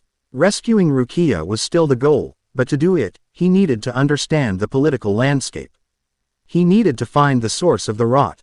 He spent the next several hours as a phantom. Using the skills of his past life, he moved unseen and unheard through the Seraite. He scaled walls, crept across rooftops, and used his sage mode to sense conversations through closed doors. He learned that the Ryoka invasion had thrown the entire Gote 13 into chaos. Captains were turning on each other. The 11th Division, led by the battle-crazed Kenpachi Zaraki, was actively hunting for Ichigo, treating the invasion as the best sport they'd had in a century. The 3rd, 5th, and 9th Divisions, led by Captains Jin Ichimaru, Sosuke Aizen, and Kanami Tosen, were working in concert, a fact Arashi found suspicious. 3 captains with such different personalities moving in perfect lockstep. It felt orchestrated. His search for information eventually led him to the massive, sprawling complex of the Seraite Archives. It was a labyrinth of buildings, each one filled with millennia of Soul Society history. As he moved through the shadowed corridors, his senses, still heightened, picked up on a strange anomaly. It was a building near the back of the complex, older and more weathered than the others. Most buildings in the Seraite radiated a constant, low-level hum of reishi. This one was a void. It felt like a dead spot, the spiritual energy around it actively suppressed, drawn inward. He approached cautiously. The building was sealed not with locks, but with powerful, layered Kido barriers. They were ancient, complex, and designed to not just block entry, but to erase the building from the senses of anyone who wasn't actively looking for it. A notice-me-not seal of incredible power. His curiosity piqued. He reached out, not with his hand, but with his chakra, the unique blend of spiritual and physical energy that was his alone. The Shinigami used Raryoku to power their Kido. It was a foreign language to him. But Fuinjutsu, the art of sealing, was a universal concept. He traced the lines of the barrier, feeling its structure, its keynotes, its anchors. He wasn't looking for a way to break it, he was looking for a flaw. And in a barrier this old, there was always a flaw. He found it, a tiny, microscopic seam where 2 different layers of the barrier overlapped imperfectly. It was a weaver's error, a single missed thread in a grand tapestry. It was not enough to pass through, but it might be enough for a whisper. He knelt, placing his palm flat against the cold stone of the wall. Directly over the flaw, closing his eyes, he channeled a minuscule, needle-thin thread of his own energy, of Kurama's energy, into the gap. He wasn't trying to force his way in. He was listening. He projected his senses through the barrier, a technique he had once used to scout enemy encampments. The inside was not a library. It was a tomb. Dust lay thick on everything. Crumbling scrolls were piled in disorganized heaps, not neatly catalogued. This was a place where things were sent to be forgotten. His senses swept through the oppressive silence, catching fragments of titles, of phrases written on the few scrolls that hadn't yet decayed into nothing. The script was archaic, predating the modern Shinigami language. But the meaning bled through the reishi imprinted on the aged parchment. The covenant with the King of Null. A price for order, a war against the void. The first Gote, their original sin. When the soul fusion awakens, the great Silent CE will return to reclaim its broken throne. A cold dread, deeper and more primal than any fear of a Shinigami captain, washed over him. The great silence. The King of Null. It was the same cold, empty presence he had felt twice before, the entity that had been watching him. And the last phrase, soul fusion. It was talking about him. His rebirth, the merging of his soul with Kurama's, was not some random accident of the cosmos. It was a prophesied event. An awakening. He realized the terrifying truth. The purifiers, the agents of this silent king, weren't just drawn to him because he was an anomaly. His very existence was the key, the harbinger of their return. His fight to save Rukia was a tiny, personal skirmish on the edge of a cataclysmic, forgotten war that was about to be rekindled. He pulled his senses back, severing the connection. He leaned his head against the cold stone of the sealed archive, his mind racing. Shunsui's warning about a conspiracy, the strange behavior of Aizen and the other captains, and now this. It was all connected. Rukia's execution wasn't the real objective. It was a catalyst, a means to create chaos, to distract the Gote 13. But for what purpose? Arashi pushed himself off the wall. His mission had just become infinitely more complex. He had to save his friend, expose a conspiracy within the Gote 13, and somehow prepare for a war against a Cosmi. Sea entity of nothingness that had been waiting for him since before the Soul Society was even founded. He looked up at the false moon hanging in the sky of the Seraite. First things first, he had to regroup with his own chaotic, unpredictable, and fiercely loyal army of 4. Alone, they were just intruders. Together, they were a storm. And he would be its eye. Chapter 4 End. Chapter 5. The Shield and the Sword. The white, sterile uniformity of the Seraite was a maze designed to confound the unfamiliar. Every whitewashed wall looked the same, every manicured pathway led to another identical courtyard. For Orihime Inoue and Ryu Ishida, it was a beautiful, deadly prison. They had been running and hiding for hours, moving through the labyrinthine city with a desperate, hunted caution. Ryu, ever the proud Quincy, refused to show fear, his face a mask of stern concentration as he used his spiritual awareness to navigate them away from the larger patrols of Shinigami. Orihime followed, her heart a frantic drum against her ribs, her shun-rika fluttering invisibly around her head, sensing her anxiety. "This is pointless," Ryu finally said, his voice a harsh whisper. They were pressed into the narrow space between two barracks, the shadows offering a temporary reprieve. "We're moving in circles. We have no knowledge of the terrain, and Kurosaki, the loud one, is drawing every guard in a 5-mile radius with his bellowing. We need a new strategy." "What kind of strategy?" Orihime asked, peeking around the corner. She saw a squad of Shinigami march past, their sandals crunching on the white gravel. She held her breath until they were gone. "A tactical offensive," Ryu stated, adjusting his glasses. "Hiding is a losing game. We find a defensible position, a high point, and we force a confrontation on our terms. We create a large enough disturbance that the others will be able to pinpoint our location." Orihime looked at him, her brow furrowed with worry. "But, won't that bring all of them down on us?" "Precisely," Ryu said with a grim certainty. "It will be a test of their strength, and of ours." Before Orihime could argue, a new voice, sharp and cold as drawn steel, cut through the air. "There is no need for a new strategy, Ryoka. Your journey ends here." They spun around. Blocking the end of the alley was a Shinigami with a severe, aristocratic face and cold, calculating eyes. His uniform was immaculate, and the lieutenant's badge on his arm seemed to gleam with self-importance. He was flanked by a dozen other Shinigami, their hands already on the hilts of their swords. They had been found. "Lieutenant Saijin Akahoshi, 2nd Division," the man announced, his voice dripping with condescending authority. "Under the authority of the Gote 13, you are to be eliminated as threats to the stability of the Soul Society. Surrender now, and I will grant you a swift end." Ryu pushed Orihime behind him, his spiritual bow materializing in his hand in a cascade of blue light. "We will not be surrendering to the likes of you." Lieutenant Akahoshi's lip curled in a sneer. "A Quincy, a filthy remnant of a dead clan, consorting with a human girl. Your very existence is an impurity. Men, cleanse this place." The squad charged. Ryu was a storm of blue light and deadly precision. He loosed a volley of arrows, each one finding its mark. He moved with a dancer's grace, his Quincy Harenkyaku allowing him to slide across the battlefield, firing from unexpected angles. The rank-and-file Shinigami, used to straightforward sword battles, were completely unprepared for his style of combat. Several fell, their spiritual bodies dissolving, before they could even get close. But the lieutenant was a different caliber of warrior.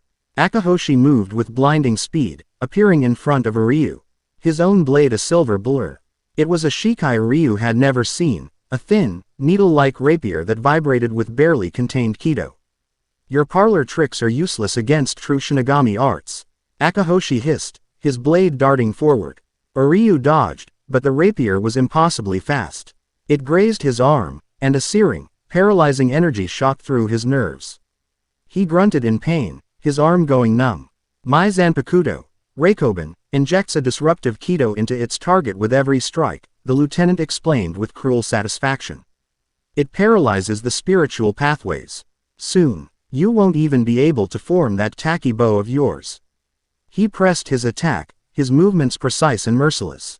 Ryu was forced onto the defensive, the speed and paralyzing effect of the blade making it impossible for him to create distance to fire his arrows. He was a long-range fighter trapped in a knife fight, and he was losing badly. Orihime watched in horror, her hands clasped to her mouth. She had to do something. She saw one of the other Shinigami preparing to strike Ryu from behind while he was occupied with the lieutenant. No, she cried out, her will surging. Santen Keshun, I reject. The triangular, golden shield erupted into existence between Ryu and the sneak attack. The Shinigami's sword clanged uselessly against the barrier, the force of the blow sending shudders through the air. Every Shinigami in the alley stopped, their attention snapping to Orihime. Lieutenant Akahoshi's eyes widened, first in surprise, then in utter disgust. What is this power? It feels profane. You are twisting the fabric of reality itself. This is not a human ability. It is an abomination. He disengaged from Ryu, his new target clear. Forget the Quincy. Destroy that girl and her unholy shield. The remaining Shinigami focused their assault on Orihime. Swords hammered against the Santen Keshun. Kido spells, blasts of red and white energy, exploded against its surface. The shield held, but the strain was immense. Orihime felt each impact like a blow to her own soul. Cracks began to appear in the golden light, like fissures in glass. Inoue, run! Ryu yelled, trying to bring his bow to bear. But his arm was now completely useless, hanging limp at his side. I won't leave you, she cried back, tears streaming down her face as she poured all of her focus, all of her heart, into maintaining the shield. The cracks were spreading. It was going to fail. She could feel her own energy draining away, her vision starting to tunnel. She was so scared, but beneath the fear, a core of defiance was hardening. She would not let them hurt her friend. She would not let her shield break. I reject your violence. I reject your hate. The shield flared, the cracks momentarily healing. But the assault was too relentless. Akahoshi himself stepped forward, his rapier glowing with a high-intensity Kido. Abomination. Cease your defiance of the natural order. He lunged, aiming his blade at the largest fissure in the shield, a killing blow meant to shatter her defense and pierce her heart. The blade never connected. A shadow fell over the alley. Fi. Gur landed between Akahoshi and Orihime's shield, a silent, sudden arrival that was more startling than any explosion. He didn't say a word. He simply raised a hand. A sphere of swirling, chaotic vermilion energy, dense and terrifyingly powerful, slammed into Akahoshi's chest. The lieutenant's eyes went wide with shock as the attack hit him with the force of a speeding train, launching him off high feet and sending him crashing into the far wall of the alley, where he slumped to the ground, unconscious. The other Shinigami froze, their swords half raised, staring in disbelief at their defeated leader and the crimson-haired boy who had appeared from nowhere. Arashi Kurosaki stood with his back to Orihime, his posture relaxed but radiating an aura of absolute, lethal competence. He slowly turned his head, his cerulean eyes scanning the remaining soldiers. There was no anger in his gaze. Only a cold, hard finality. The fight is over, he said, his voice quiet but carrying an unmistakable command. Leave, now. One of the Shinigami, either brave or foolish, let out a war cry and charged. Arashi moved. He was a blur, a flicker of motion too fast to follow. He sidestepped the soldier's wild swing, the palm of his hand striking the man's wrist, forcing him to drop his sword. A second strike, a precise chop to the back of the neck, and the man collapsed, unconscious before he hit the ground. The others took a hesitant step back. This wasn't a brawler like the other orange-haired Ryoka. This was something else entirely. A predator. Arashi took a single step towards them. That was all it took. They broke and ran, scrambling over each other to get away, leaving their defeated comrades behind. The alley fell silent, the only sound Orihime's ragged, relieved sobs. Her shield dissipated, her strength finally giving out as she fell to her knees. Arashi was instantly at her side, kneeling in front of her. He didn't congratulate her or praise her power. His expression was filled with a gentle concern. Are you hurt? She shook her head, unable to speak, the tears still flowing. He then looked over at Ryu, who was leaning against a wall, clutching his paralyzed arm. Ishida, report. Ryu grunted, pushing himself upright. Minor lacerations. My right arm is paralyzed by some kind of Kido-based nerve agent. It will wear off. He looked at Arashi, a grudging respect in his eyes. Your timing was adequate. Arashi gave a small nod, accepting the Quincy's version of a thank you. He then turned his full attention back to Orihime. He reached out, his hand hesitating for a moment before he gently wiped a tear from her cheek with his thumb. His touch was warm and steady. "You were brave," he said softly. "Braver than any of them." They found refuge in a small, abandoned storage shed, pulling the door shut and cloaking their spiritual pressures as best they could. The space was small, smelling of dust and old wood. Orihime sat against the far wall, his eyes closed as he focused on fighting the effects of the paralysis. Orihime, her composure regained, insisted on healing him first. "Soten Kishin, I reject," she whispered, her two small spirits creating their healing barrier over his arm. Arashi watched from the other side of the shed, his back against the wall, his gaze fixed on her. He watched the gentle, golden light of her power, felt its strange, reality-bending nature. He saw the intense concentration on her face, the way she bit her lip as she focused her will. He saw the faint tremor in her hands, the lingering exhaustion from the battle. When she was finished, Orihime flexed his fingers, the feeling returning to his arm.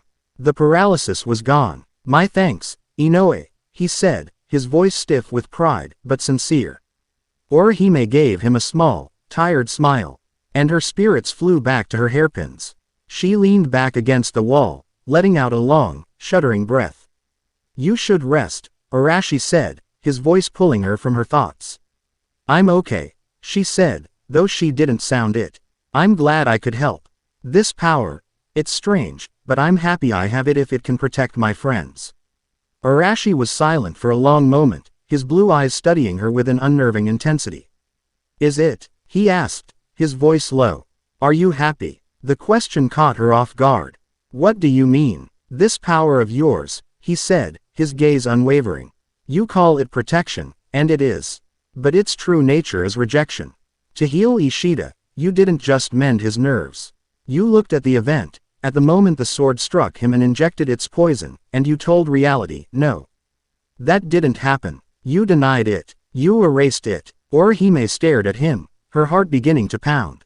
No one had ever described her power that way. But he was right. That's exactly what it felt like. A deep, fundamental denial of what was real.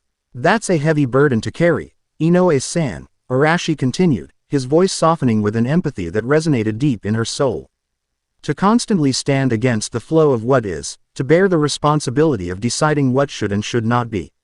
People see a miracle. They see a healer. They don't see the weight you see. Every time you have to reject a tragedy. They don't see the emotional toll it takes to look at a friend's pain and forcefully unmake it. It's a lonely strength." Tears welled in Orihime's eyes again. But this time they weren't from fear or exhaustion. They were tears of profound, overwhelming relief.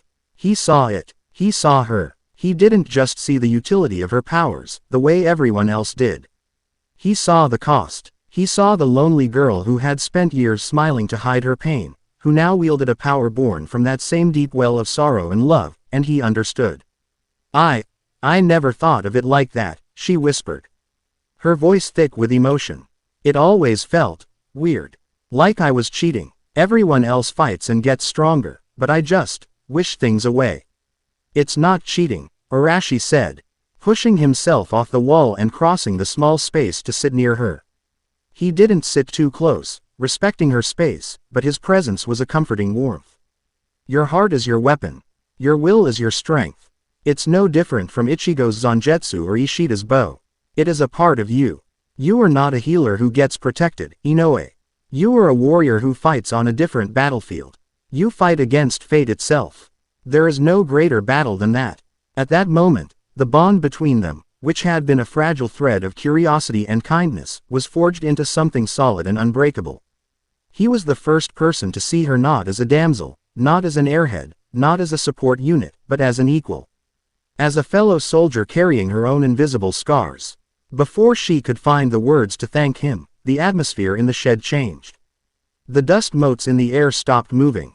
The faint sounds from outside, the wind, the distant shouts, vanished completely. A profound, unnatural silence fell, so complete it was like a physical pressure on their eardrums.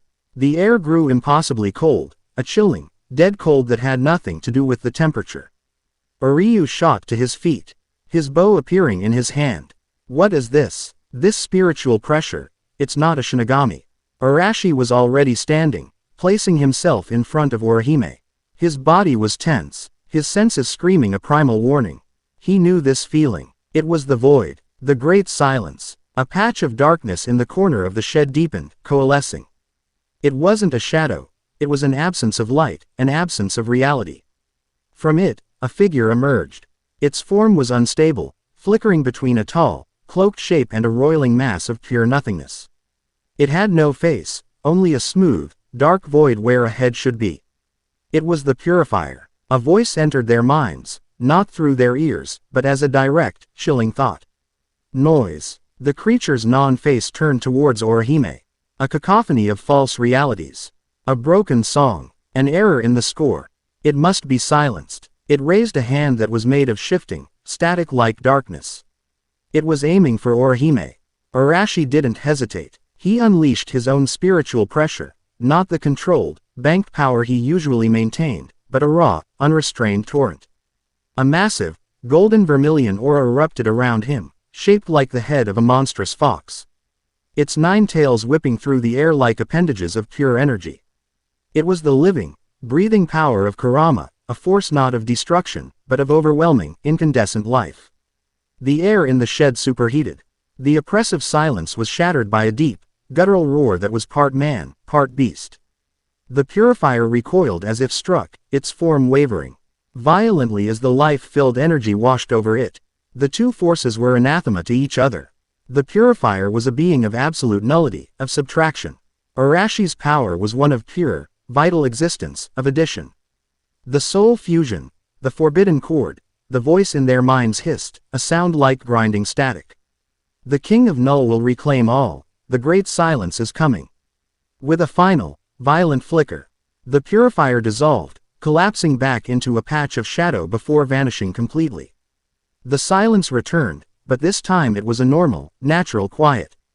Arashi's ferocious aura receded, pulling back into himself until he was just a boy again, albeit one who was breathing heavily, a bead of sweat tracing a path down his temple. Oryu stared, his bow half lowered, his mind streaked, struggling to comprehend what he had just witnessed. That golden aura, that monstrous pressure, it was beyond anything he had ever felt. It made the captains they had faced feel like children. Orihime looked at Arashi's back, at the boy who had just unleashed the power of a god to protect her. He turned to face her, his expression grim but his eyes soft with reassurance. "It's gone," he said. They now knew the truth. Their enemies were not just the Shinigami who hunted them. There were other things in the shadows, things far older and far more terrifying. And for some reason, they were focused on them. Orihime looked from Arashi's determined face to Yuryu's stunned one. They were hopelessly outmatched, stranded in an enemy fortress, and hunted by monsters from the dawn of time. But looking at the calm, unwavering strength in Arashi's eyes, she didn't feel scared. She felt safe. She felt like she was part of a shield, held together by a bond stronger than any Kido. "What was that thing?" she asked, her voice barely a whisper. Arashi's gaze was distant, looking at the spot where the creature had vanished, his mind already calculating 1,000 new variables. "Our real enemy," he said. Chapter 5 End. Chapter 6. The Unveiling of the Serpent. The echo of the purifier's silent scream lingered in the small shed, a psychic stain on the air. Arashi's explosive release of power had saved them, but it had also acted as a massive, unmissable flare in the spiritually sensitive world of the Seraite. Every captain, every lieutenant, every seated officer within a dozen miles would have felt that colossal, beast-like signature ignite and then vanish. "We have to move," Arashi said, his voice tight with urgency. He was already pulling open the shed door, peering into the now empty alley. That wasn't a quiet display. "They'll be on us in minutes." "Who?" Orihime asked, scrambling to her feet. "The Shinigami, everyone," he replied grimly. Oryu was already by his side, his expression a mixture of shock from the recent encounter and his usual tactical aloofness. "That power you just released, what was that?"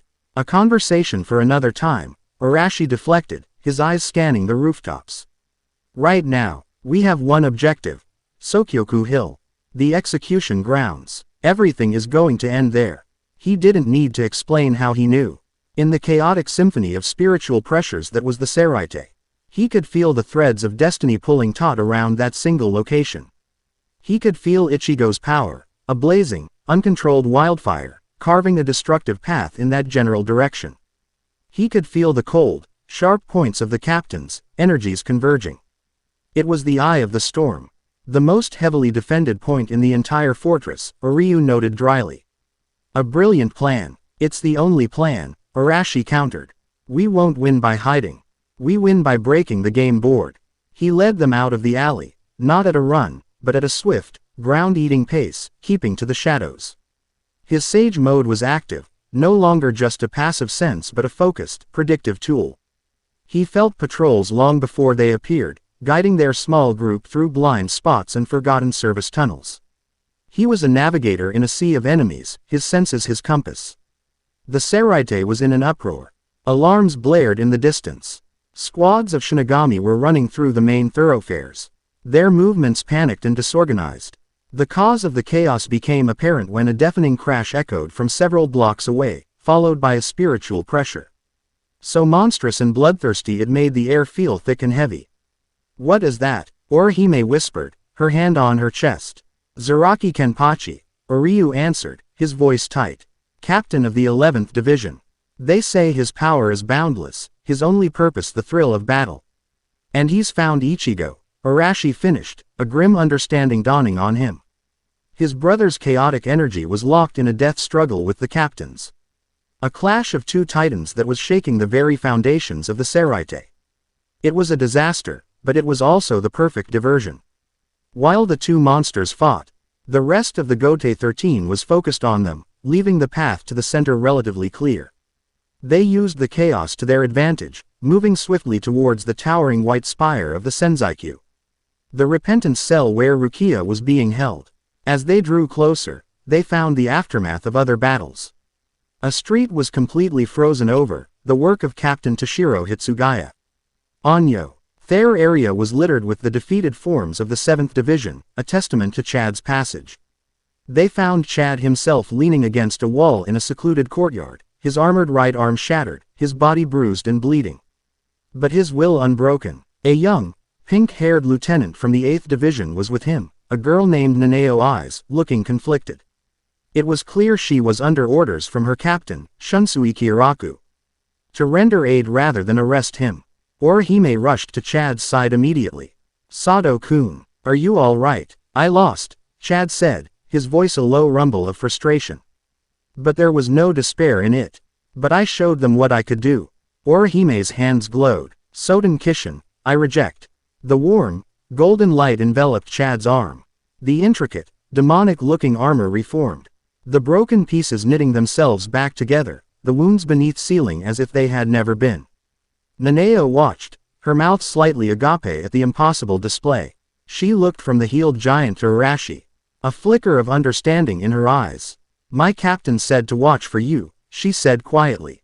"He said you were deep water. He also said to tell you the serpent is in the grass. And everyone is watching the wrong viper." She gave a curt bow. "That is all." With a flicker of shunpo, she was gone. The serpent. The viper. Shunsui's warning was clear. The conspiracy was close to revealing itself. "We're all here," a new voice said. Ichigo, battered and bleeding but radiating a new, ferocious level of power, landed in the courtyard, Yoruichi in her cat form on his shoulder. His battle with Kenpachi was over. He had won. The victory had forged his wild power, tempering it into something sharper, more focused. He grinned, a tired but triumphant expression. "Looks like I missed the party." The reunion was short-lived. A piercing alarm, different from the others, screamed across the Seraite. A cold, automated voice echoed from speakers they hadn't known existed. "Emergency announcement. The execution of the criminal, Rukia Kuchiki, has been moved forward. The sentence will be carried out at Sokyoku Hill in 1 hour." Their time was up. The final ascent to Sokyoku Hill was a frantic, vertical race. Ichigo, with his newfound mastery of Zangetsu, took the lead, literally carving a path up the sheer face of the cliff, while Arashi coordinated the others, using his clones to create footholds and his strategic eye to guide them past the few remaining guards. They emerged onto the vast, flat plateau of the execution grounds just as the sun reached its zenith. The scene was set. 2 massive poles formed the execution stand. Between them, a colossal halberd, the Sokyoku, shimmered with the heat of 1,000,000 souls, its power immense enough to vaporize a soul completely. Rukia was there, her small form held in place. Nearly all the remaining captains and lieutenants of the Gote 13 were in attendance, a silent, grim audience. Ichigo didn't waste a second. With a roar that shook the heavens, he launched himself forward, Zangetsu held high. He met the descending Sokyoku head-on. The explosion of spiritual energy was apocalyptic, a sun-bright flash that forced everyone to shield their eyes.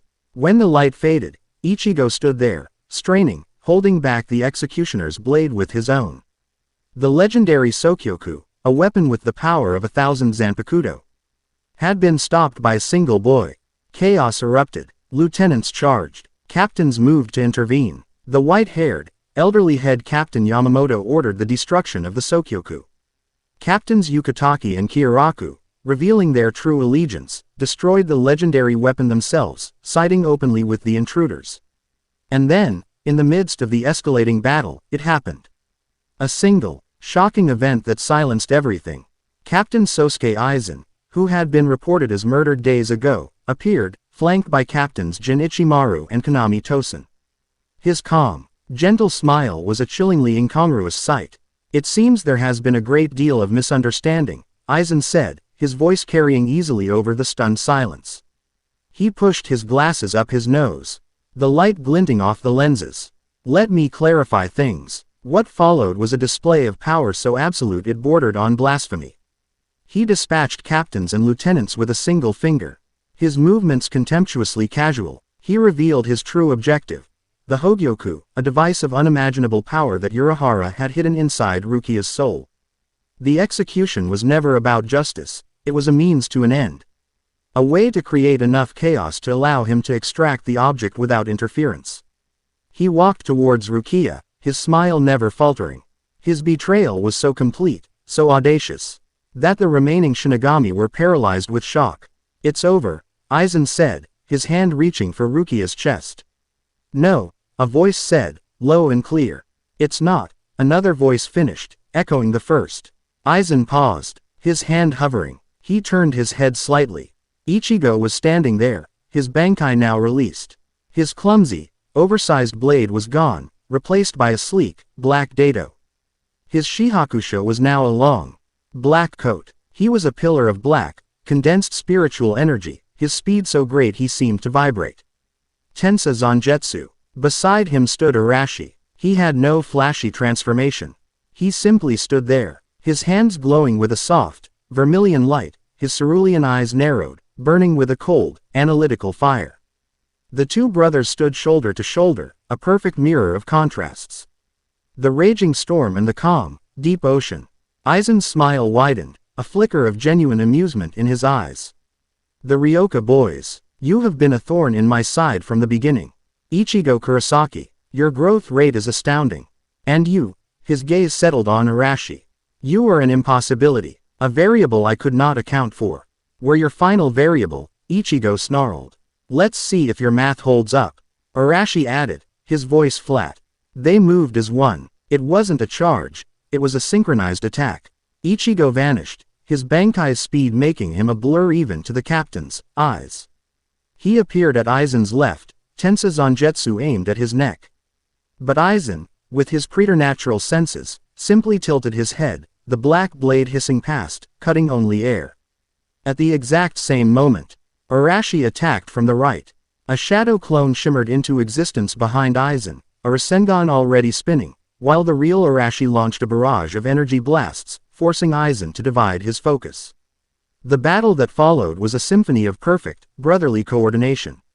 Ichigo was the relentless spear, his blinding speed and overwhelming power forcing Aizen to remain on the defensive. He was a constant, unpredictable threat, his Getsuga Tensho a wave of black energy that Aizen had to actively counter. Arashi was the master strategist.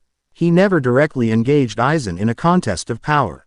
Instead, he controlled the battlefield. He used his sage mode to pierce the veil of Aizen's Shikai, Kyoka Suigetsu. While the others saw illusions, Arashi could say the subtle disturbances in the reishi, the flicker of intent behind the facade. Ichi, left, it's an illusion. Arashi's voice would crack like a whip, and Ichigo, trusting his brother implicitly, would change direction mid-strike. His blade finding not empty air, but Aizen's blocking sword. The clones were a constant nuisance, appearing from nowhere to disrupt Aizen's footwork or to launch attacks at his blind spots. They forced the rogue captain to expend energy, to divert his attention for precious fractions of a second that Ichigo would then exploit. The brothers didn't need to speak. A glance, a slight shift in weight, was all the communication they needed. They had grown up together, fought together, and now they moved like two halves of a single warrior. The other Shinigami could only watch in stunned silence. This wasn't the clumsy, reckless charge of a boy. This was a coordinated assault by two warriors of captain-level strength, and they were pushing Sosuke Aizen, the man Ho had just defeated several captains without breaking a sweat, back. Aizen's calm smile was gone, replaced by a thin, tight line of irritation. Impressive, he conceded, blocking a strike from Ichigo, while sidestepping a Rasengan from a clone. Truly impressive, but you are still only children. He raised his hand. Hado number 90, Kurohitsugi. A massive black coffin of spiritual energy formed around Ichigo, threatening to crush him with its immense gravity. But before it could fully form, Arashi was there. He slammed a hand against the half-formed wall of the Kido, not with a Rasengan, but with a raw, focused blast of Kurama's chakra. The life-filled energy acted like a corrosive agent against the dark Kido, making it destabilize and shatter before it could complete its incantation. Aizen's eyes widened slightly. That was the opening they needed. Now, Ichi, Arashi roared. With the black coffin shattered, Ichigo was already in motion. He appeared directly in front of Aizen, Tensa Zangetsu, a black comet aimed at his heart. Aizen, his concentration broken for the barest instant, brought his own sword up to block. It was a feint. Ichigo's real attack wasn't his sword. It was the Getsuga, Tensho he had been condensing around his blade. He unleashed it at point-blank range. At the same time, from behind, Arashi lunged forward, a massive, Odama Rasengan in his hands, slamming it into Aizen's back. At the same moment Ichigo's attack hit his front. A pincer attack of devastating, synchronized power. The explosion was immense, a sphere of black and vermilion energy that engulfed the peak of Sokyoku Hill. For a moment, it seemed as if Aizen had been vaporized. But as the smoke cleared, he stood there, his Shinigami robes tattered, his chestplate like Arankar armor cracked and broken. Blood, a single, shocking trickle of it, ran from the corner of his mouth. His calm was shattered, replaced by a look of cold, incandescent fury. They had wounded him. They had broken through his defenses and made the untouchable god bleed. You, insects, Aizen hissed, his spiritual pressure skyrocketing. But the objective was complete. They had held him. Jin Ichimaru, seeing that Aizen's composure was broken, made his move. The sky tore open as a golden light descended, a negation from Hueco Mundo. It seems our time is up, Captain Aizen, Jin said with his sly, fox-like smile. Aizen glared at the two brothers, a look of pure hatred in his eyes. He snatched the Hogyoku from Rukia's body with a high-level Kido, then allowed the light to envelop him, Tosen, and Jin. I will remember this, Arashi Kurosaki. Ichigo Kurosaki. Aizen's voice echoed as they ascended. The next time we meet, I will show you the true meaning of despair. The pillar of light vanished, leaving a stunned and battered Gote 13 in its wake. Aizen was gone. The conspiracy was revealed. Rukia was saved. In the ringing silence that followed, Arashi suddenly gasped, staggering as a sharp, agonizing pain lanced through his very soul. He clutched his chest, his eyes wide with a pain that had nothing to do with the recent battle. Ichigo was at his side instantly. Arashi, are you hurt? Arashi couldn't answer. He could feel it. The cataclysmic release of spiritual energy from the Sokyoku, from Ichigo's Bankai, from the captain's battles, and finally, from Aizen's use of the Hogyoku. It had been a series of cosmic hammer blows against a very old, very fragile lock. He felt a distinct, psychic crack. Deep in the void between worlds, a seal, woven from the souls of the first Shinigami, fractured. A hairline fissure spread across its surface. And from that crack, a wave of utter silence, of pure null energy, began to seep out, a whisper of the ancient night that was to come. He looked up at the sky of the Soul Society.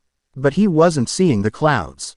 He was seeing a vast, empty darkness, and he could feel a single, impossibly ancient eye beginning to open. The war to save Rukia was over. A new, far more terrible war had just begun. Chapter 6 End. Chapter 7. Interlude with a coming storm.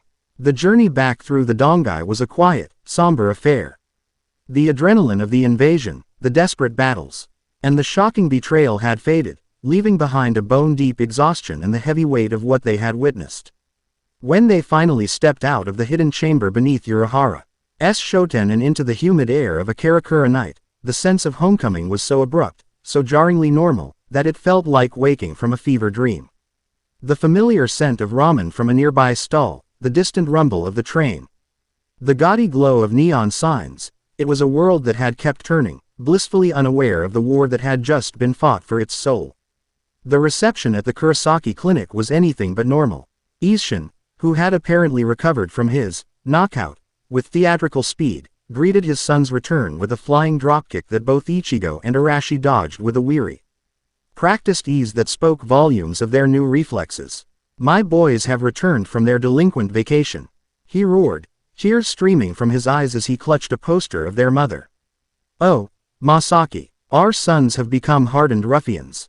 Where did we go wrong?" Yuzu and Karen were there, their relief palpable and far more genuine. Yuzu burst into tears and hugged them both tightly, her small frame trembling. Karen, ever the stoic, just punched them both lightly on the arm, her eyes suspiciously shiny. "You're idiots," she muttered, which was her way of saying she had been worried sick. They were home, but they were not the same boys who had left. They moved differently, their senses constantly scanning their surroundings, their postures betraying a coiled readiness that hadn't been there before. When a car backfired down the street, Ichigo's hand instinctively went to where Zangetsu's hilt would be, and Arashi's head snapped towards the sound, his eyes anally zing the potential threat before he consciously relaxed. They carried the Seraite within them, a phantom limb of battle-honed instinct.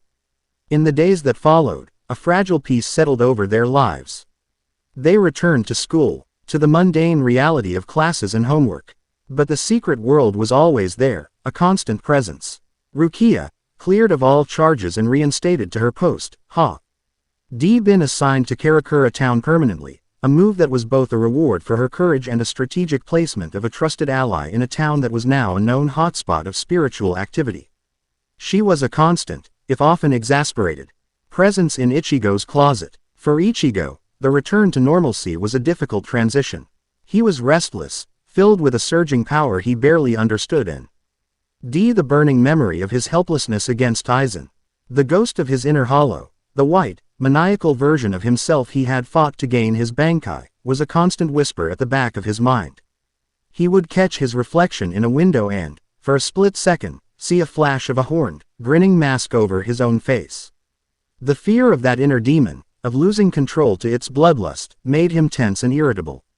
He threw himself into training with a manic intensity, dragging Rukia out every night to fight any hollow that dared to appear. He was getting stronger, faster, but his control was slipping. His Getsuga Tensho was more ragged, more destructive. He fought with a desperate, reckless edge, as if he were trying to outrun the thing inside him.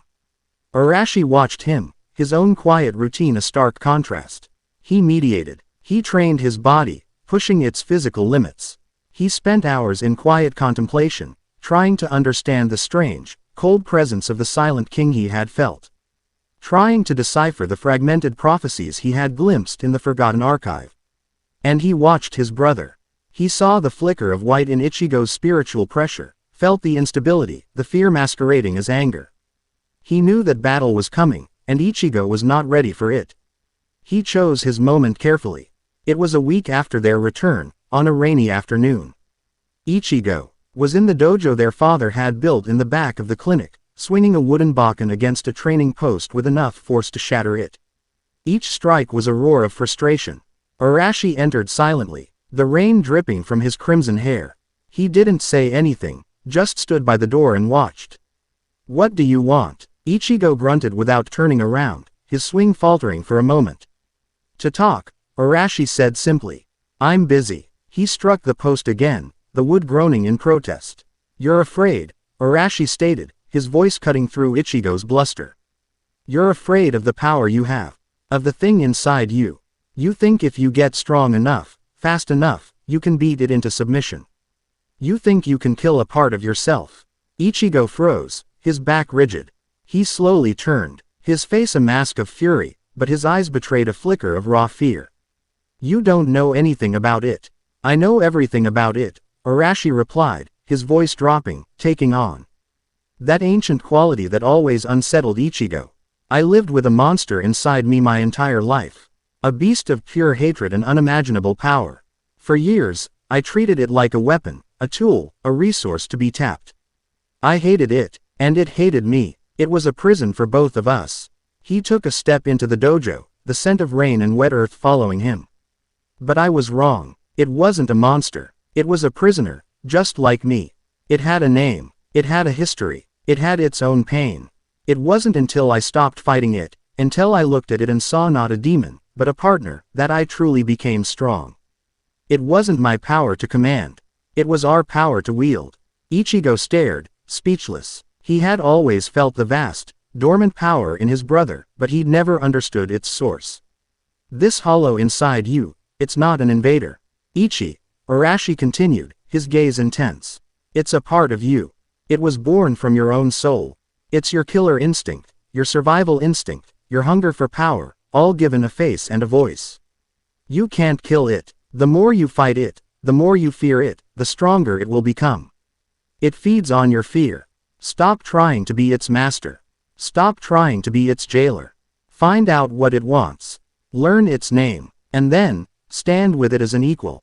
The words were a revelation to Ichigo. The wizards had told him he needed to dominate his hollow, to force it into submission. But Arashi's path was one of acceptance, of understanding. It was a terrifying concept, to treat that maniacal beast as an equal, but it also resonated with a deep, undeniable truth. How? Ichigo asked, his voice barely a whisper. How do I even start? You stop running, Arashi said, placing a hand on his brother's shoulder. And you start listening. While the brothers wrestled with their inner demons, Orihime struggled with her own burgeoning reality. Her power, now fully awakened, felt like a living thing, a constant hum of energy residing in her hairpins. She knew she was a vital part of the team. Her healing ability indispensable, but the weight of it, the truth of what Arashi had told her in the Seraite, haunted her. You fight against fate itself. She spent hours by the river, trying to summon her Shun Rika at will, to command them without the immediate, life-or-death pressure of battle. Tsubaki, the spirit who formed her offensive shield, was the most difficult. He had been broken once, and the memory of that failure, of her inability to protect him, made her hesitate.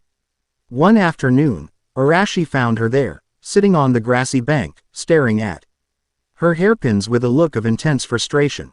They won't listen, she said as he sat down beside her, not needing to ask what was wrong. Are you asking them, or are you telling them? He inquired, his gaze fixed on the slow-moving water. I'm trying to command them. Like a Kido spell, but it's not working. They are not a spell, Inoue, he said gently. They are a manifestation of your soul. 6 parts of your heart. You cannot command your heart to feel something it doesn't. Tsubaki is born from your instinct to attack, to repel. But your heart is gentle. You reject violence. You hesitate to command him because, deep down, you are afraid of the harm you could cause. She looked at him, her eyes wide with surprise. He understood her so completely it was almost frightening. But I have to be able to fight. To protect everyone. Your greatest strength is not in attacking, he told her, turning to meet her gaze. His cerulean eyes were soft, filled with an unwavering belief in her that made her breath catch. It is in protecting. Your Santen Keshun is the most absolute defense I have ever witnessed. It is a physical manifestation of your will to keep others safe. Your Soden Kishin reverses time itself. Do not forsake your greatest strengths because you think you need to be something you're not. A sword is useless without a shield. And you, Inoue Orihime, are the finest shield I have ever known. He reached out, his fingers gently brushing against one of her flower-shaped hairpins. The touch was light, fleeting, but it sent a jolt of warmth through her entire body. This is your power. Embrace it. All of it. She didn't know what to say. The sincerity in his voice, the profound respect he had for her, was a balm on her deepest insecurities. He saw her, not as the clumsy, airheaded girl, but as the warrior she was struggling to become. In his eyes, she was already that warrior. Arashi, she began, her voice soft, thank you. There's nothing to thank me for, he said, his hand dropping away. Though the warmth of his touch lingered, they sat in comfortable silence for a long time, watching the sun dip towards the horizon, painting the clouds in shades of orange and pink. It was a peaceful, stolen moment, an island of calm in the turbulent sea of their lives. In that quiet space, something shifted between them. The bond of comradeship, of mutual respect, deepened into something warmer. More intimate. It was unspoken, unacknowledged, but it was there, as real and as tangible as the gentle breeze coming off the river. The peace was not destined to last. It happened 2 nights later. The air grew still. A deep, unnatural silence descended over a section of Karakura's Central Park. It wasn't just the absence of sound, it was an active, oppressive quality. As if the world itself were holding its breath. Every spiritually aware being in the town felt it instantly. Ichigo, Rukia, Chad, and Ariu converged on the location within minutes, their faces grim. Arashi and Orihime arrived a moment later, having been walking home from a late study session. They found the park transformed. The trees were gray and brittle, the grass withered, the vibra. NT life of the small ecosystem leached away, leaving a patch of silent, dead decay. In the center of the desolation stood the source. A purifier. This one was different from the flickering, unstable NTITY they had encountered in the Seraite. This one was fully manifested, its form solid and chillingly real. It stood 8 feet tall, its body a smooth, obsidian black that seemed to drink the light around it. It had no face, only a blank, polished surface, and its long, slender limbs moved with an unsettling, insect-like grace. It wasn't a creature of flesh or spirit, it was a statue carved from the void, given horrifying life. The moment it saw them, a voice echoed in their minds, cold and clear as a funeral bell. The cacophony has gathered, the aberrant chords of existence, all in one place. The cleansing will be efficient. What the hell is that thing? Ichigo snarled, his hand already on Zangetsu. Our real enemy, Arashi said, his body tensing, his eyes narrowed on the creature. He stepped forward, placing himself between it and Orihime. Everyone, stay back. Its energy is a poison to living souls. The purifier moved. It didn't use Shunpo or any recognizable speed technique. It simply ceased to be in one place and appeared in another, crossing 50 yards in an instant, its obsidian fist aimed at Ichigo's head. Ichigo, his reflexes honed, brought Zangetsu up to block. The impact was silent. There was no clang of steel on whatever passed for the creature's skin. There was only a dull, horrifying thud. A wave of gray energy washed over Ichigo's Bankai, and the spot the purifier's fist connected began to corrode, the black metal of Tensa Zangetsu turning to dust and flaking away. It's eating my blade, Ichigo yelled in shock, leaping back. All noise will be silenced, the purifier's voice intoned. All form will be unmade. Ariu loosed a volley of arrows. Licked region. A shower of concentrated spirit energy rained down on the creature. They struck its body and simply vanished. They didn't explode. They didn't ricochet. They were absorbed, erased, their energy nullified. The purifier turned its blank face towards Ariu. The weaver's broken thread. You will be unraveled. It raised a hand, and a beam of pure blackness, of tangible nothingness, shot towards the Quincy. Santon Keshun. Orihime's shield erupted in front of Ariu, catching the beam. The golden shield held, but it groaned under the strain, the point of impact turning a sickly, dying gray. This was not a hollow. This was not a Shinigami. This was something else entirely. It didn't fight with power, it fought with anti-power. It didn't destroy, it unmade. Arashi knew his usual attacks would be useless. The Rasengan was a concentration of energy. This creature would just eat it. He needed something else. He needed to tap into a different source of power. Ichi, keep it focused on you. Don't let it touch you or your blade. Arashi called out, his eyes closing. Buy me a few seconds. Ichigo didn't question him. He roared and charged, his speed a black blur, forcing the purifier to engage him in a deadly dance of corrosion and evasion. Arashi stood perfectly still in the middle of the decaying park. He shut out the sounds of the battle, the panicked shouts of his friends. He reached out with his senses, not inward to the wellspring of Kurama's chakra, but outward. He touched the reishi of the world, the spiritual particles that made up everything, the air, the dying trees, the earth beneath his feet. He had practiced this drawing in of nature's energy, but had never attempted it under fire. There was no choice now. He pulled. He breathed in the world's spirit. A wave of immense, serene power flooded his system. It was wild, untamed, but clean. It felt like the energy of 1,000 forests. 100 rivers, all pouring into him. The world fell away, and he could see everything not as shapes and colors, but as a flowing river of energy. He could see the vibrant, chaotic life force of his friends. He could see the purifier as a black, sucking hole in that river. Vermilion markings, sharp and angular like a fox's whiskers, appeared on his cheeks. A deep, set orange pigmentation bloomed around his eyes, stretching back towards his temples. His pupils elongated, becoming sharp slits. The air around him grew heavy, not with oppressive power, but with the palpable, humming presence of the natural world itself. Sage mode. When he opened his eyes, they were glowing with an inner light, ancient and golden. He looked at the battle, and it was as if he were watching it in slow motion. He could see every twitch of the purifier's limbs, predict the trajectory of its every silent, unmaking strike. Enough, he said. His voice hadn't changed, but it now carried the resonance of the earth. The whisper of the wind. He vanished. He appeared beside Ichigo, his hand gently pushing his brother out of the way. He stood before the purifier, palm open. The creature swung its arm, its hand a blade of pure nullity. Arashi didn't dodge. He met the strike with his open palm. But his hand was now coated in a shimmering, visible aura of natural energy. When the purifier's hand met his, there was no corrosion. The two opposing forces met and annihilated each other in a flash of silent, gray light. The purifier's unmaking energy was cancelled out by the sheer, overwhelming existence of the world's life force that Arashi now commanded. The purifier recoiled, its silent voice echoing in their minds for the first time with something akin to surprise. The world bleeds for you, an abomination. You call life an abomination, Arashi said, his voice calm, his sage-enhanced eyes locked on the creature. You are a dead end. A cosmic error. He moved, his speed now on a completely different plane. He was no longer just fast, he was a force of nature. He didn't try to strike the creature's body. Instead, he struck the ground beneath it.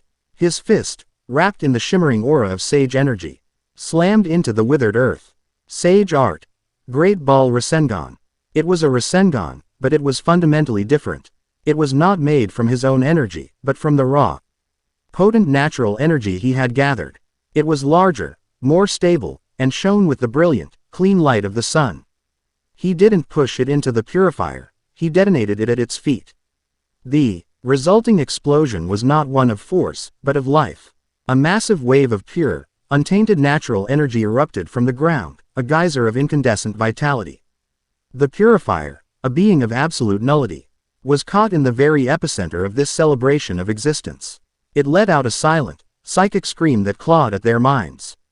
Its obsidian body cracked, not from force, but from being overwhelmed by the very concept it was built to destroy. Light, pure and golden, poured from the fissures in its form. The age of silence is nigh, its final, broken thought echoed. The king will awake, and all noise will be unmade, all will be.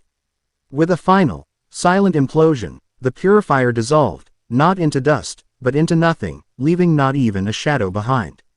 The oppressive silence lifted. The natural energy Arashi had commanded receded, flowing back into the world.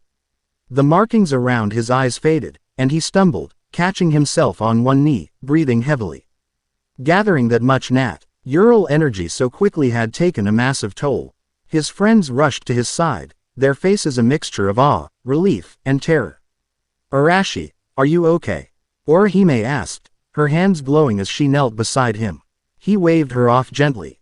I'm fine. Just drained. He looked at the spot where the purifier had been, then at the dead, gray patch of earth that scarred the park. The victory felt hollow. It was not a decisive end, but a terrifying beginning. The enemy was real, it was powerful, and it was coming for them. The interlude was over. The storm had arrived. Chapter 7 End. Chapter 8. The Desert of Empty Hearts. The victory against the Purifier was a grim one, leaving a scar of dead earth in the heart of Karakura town and a deeper scar of dread in their minds. The fragile peace was shattered for good. They were no longer just substitutes and spiritually aware humans fighting corrupted souls. They were soldiers on the front line of a silent, existential war they didn't understand. The knowledge galvanized them. Their training took on a new, desperate edge.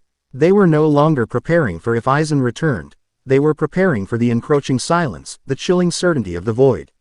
Arashi pushed them, and himself, relentlessly. He taught Orihime to cycle her spiritual energy, to maintain her shields for longer, to feel the intent behind an attack before it was launched.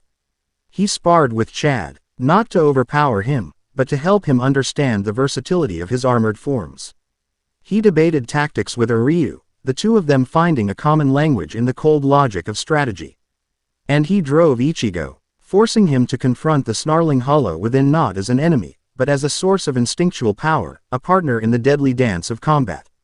The bond between Arashi and Orihime deepened in the crucible of this new reality. Their moments together were stolen, found in the quiet aftermath of a grueling training session or during a shared walk home under the streetlights. He would watch her coax Tsubaki into a weak offensive shield, offering quiet words of encouragement. She would bring him strange, bafflingly flavored snacks, her smile a small sun in the growing darkness. It was a romance being written in the margins of a war manual, a gentle warmth against the encroaching cold. He found he was no longer just protecting a friend, or a valuable asset to the team. He was protecting the hope she represented. Her unwavering belief in the heart, her power to reject tragedy. She was the living, breathing antithesis of the Silent King's empty philosophy. Protecting her felt synonymous with protecting the world. The enemy, however, was not the one they were preparing for. It came on a day like any other. School had just ended. Arashi and Orihime were walking home together. A comfortable silence between them, when the sky ripped open. It wasn't the ragged, chaotic tear of a hollow's garganta. This was a clean, sharp fissure in reality, a black slit against the blue canvas of the sky. Two figures emerged, their spiritual pressures immense, cold, and utterly alien. One was a hulking giant with dark skin and a partial jaw mask, his energy brutish and overwhelming. The other was slender, pale, with a melancholic expression and haunting, empty green eyes. A fragment of a horned helmet sat atop his black hair, and a number 4 was tattooed on his chest. Ulquiorra cipher. The fourth Espada. They landed in the middle of the street, the asphalt cracking under the giant's sheer weight. The air grew heavy, charged with a palpable menace that made civilians a block away feel a sudden, inexplicable chill. Inoue Orihime, Ulquiorra said, his voice a monotone, devoid of any inflection. His empty eyes were fixed on her. Lord Aizen has summoned you. Arashi moved instantly, positioning himself in front of her. His placid demeanor was gone, replaced by a stillness that was far more dangerous. His spiritual pressure rose, a silent, powerful warning. She's not going anywhere with you, he said, his voice lethally calm. The giant, Yami, grinned. Oh yeah, and who are you to stop us? He began to raise a massive fist. Ulquiorra held up a hand, stopping him. Trash, be still. His gaze never left Arashi. He analyzed him, his senses picking up the vast, unique energy signature. You are the other one. The anomaly. The soul fusion. Lord Aizen is interested in you as well. But my orders are for the girl. Suddenly, Ichigo was there, a blur of black as he landed in his Bankai form between them and the Arancars. Get the hell away from them. Ryu and Chad arrived a second later, taking up positions on the flanks. The team had assembled, their reaction time honed to a razor's edge. Ulquiorra remained impassive. More trash. It makes no difference. He looked back at Orihime, his gaze piercing. You will come with us. If you resist, I will kill these friends of yours, one by one, starting with him. His eyes flicked to Tatsuki, who had just rounded the corner, her face paling in terror at the sight of the monstrous beings. Orihime's blood ran cold. It was a checkmate. She could let her friends fight and watch them die, or she could go. Aizen, through his messenger, had crafted the perfect trap, one that preyed not on her weakness, but on her greatest strength, her love for her friends. Don't listen to him, Inoue. Ichigo yelled. We can take them. But Orihime saw the truth in Ulquiorra's empty eyes. There was no bluff. There was no malice. There was only a cold, logical statement of fact. He would do it, and so she made her choice. It was the only choice a heart like hers could make. I'll go, she said, her voice trembling but resolute. She stepped out from behind Arashi. No, Arashi said, his voice a low command. He didn't look at her. His eyes still locked on Ulquiorra. Please, Arashi-kun, she whispered, her hand briefly touching his arm. It's okay. I have to. Before anyone could move to stop her, she walked towards the two Arrancars. Ulquiorra gave a slight, almost imperceptible nod. He opened a garganta, and the three of them were swallowed by the darkness, which sealed behind them, leaving a stunned and horrified silence in its wake. For a long moment, no one moved. The sheer, calculated cruelty of it was paralyzing. Ichigo was shaking with a rage so profound it made his spiritual pressure fluctuate wildly. Damn it! Damn it! He roared, slamming his fist into the ground, cracking the pavement. Arashi did not roar. He did not tremble. He simply stood there, staring at the spot in the sky where she had vanished. The air around him grew cold, and his face became a mask of cold, focused fury. The quiet boy was gone, the calm strategist was gone. All that remained was the veteran of 100 battlefields. The warrior who had just seen the one thing he had found to protect torn away from him. His anger wasn't a fire. It was a glacier, silent, massive, and capable of grinding mountains to dust. The official response from the Soul Society was swift and absolute. Captain Commander Yamamoto declared Orihime Inoue a traitor for willingly going with the enemy. He forbade any and all attempts to rescue her, threatening any Shinigami who aided Ichigo and his friends with execution. It was a political move designed to maintain order, a cold, hard line drawn in the sand. They gathered that night in Urahara's shop, the mood thick with a despairing anger. So that's it, Ichigo demanded, his voice raw. We just leave her there. We just let Aizen do whatever the hell he wants with her. Urahara fanned himself, his expression for once devoid of any humor. The official channels are closed, Ichigo-san. To go to Hawako Mundo now would be to declare yourselves enemies of both Aizen and the Soul Society. Then we're enemies of the Soul Society. That's a fool's path, Ichigo, Ryu interjected, his own face grim. We cannot fight a war on two fronts. We need a plan, not a temper tantrum. My plan is to go there and get her back. A frontal assault on Las Noches, the fortress of the Espada, with a force of 4 people is not a plan, Ryu shot back. It's suicide. It's not suicide, a quiet voice said. Cutting through the argument, everyone turned to Arashi. He was leaning against the wall, his arms crossed, his face still a mask of cold composure. He had been silent for the entire meeting, listening, analyzing. It's an infiltration, he continued, his cerulean eyes moving from face to face. We are not an army. We are a scalpel. We do not go there to fight Aizen's entire force. We go there with 3 objectives. 1. Infiltrate Las Noches undetected. 2. Locate and secure the target, Inoue.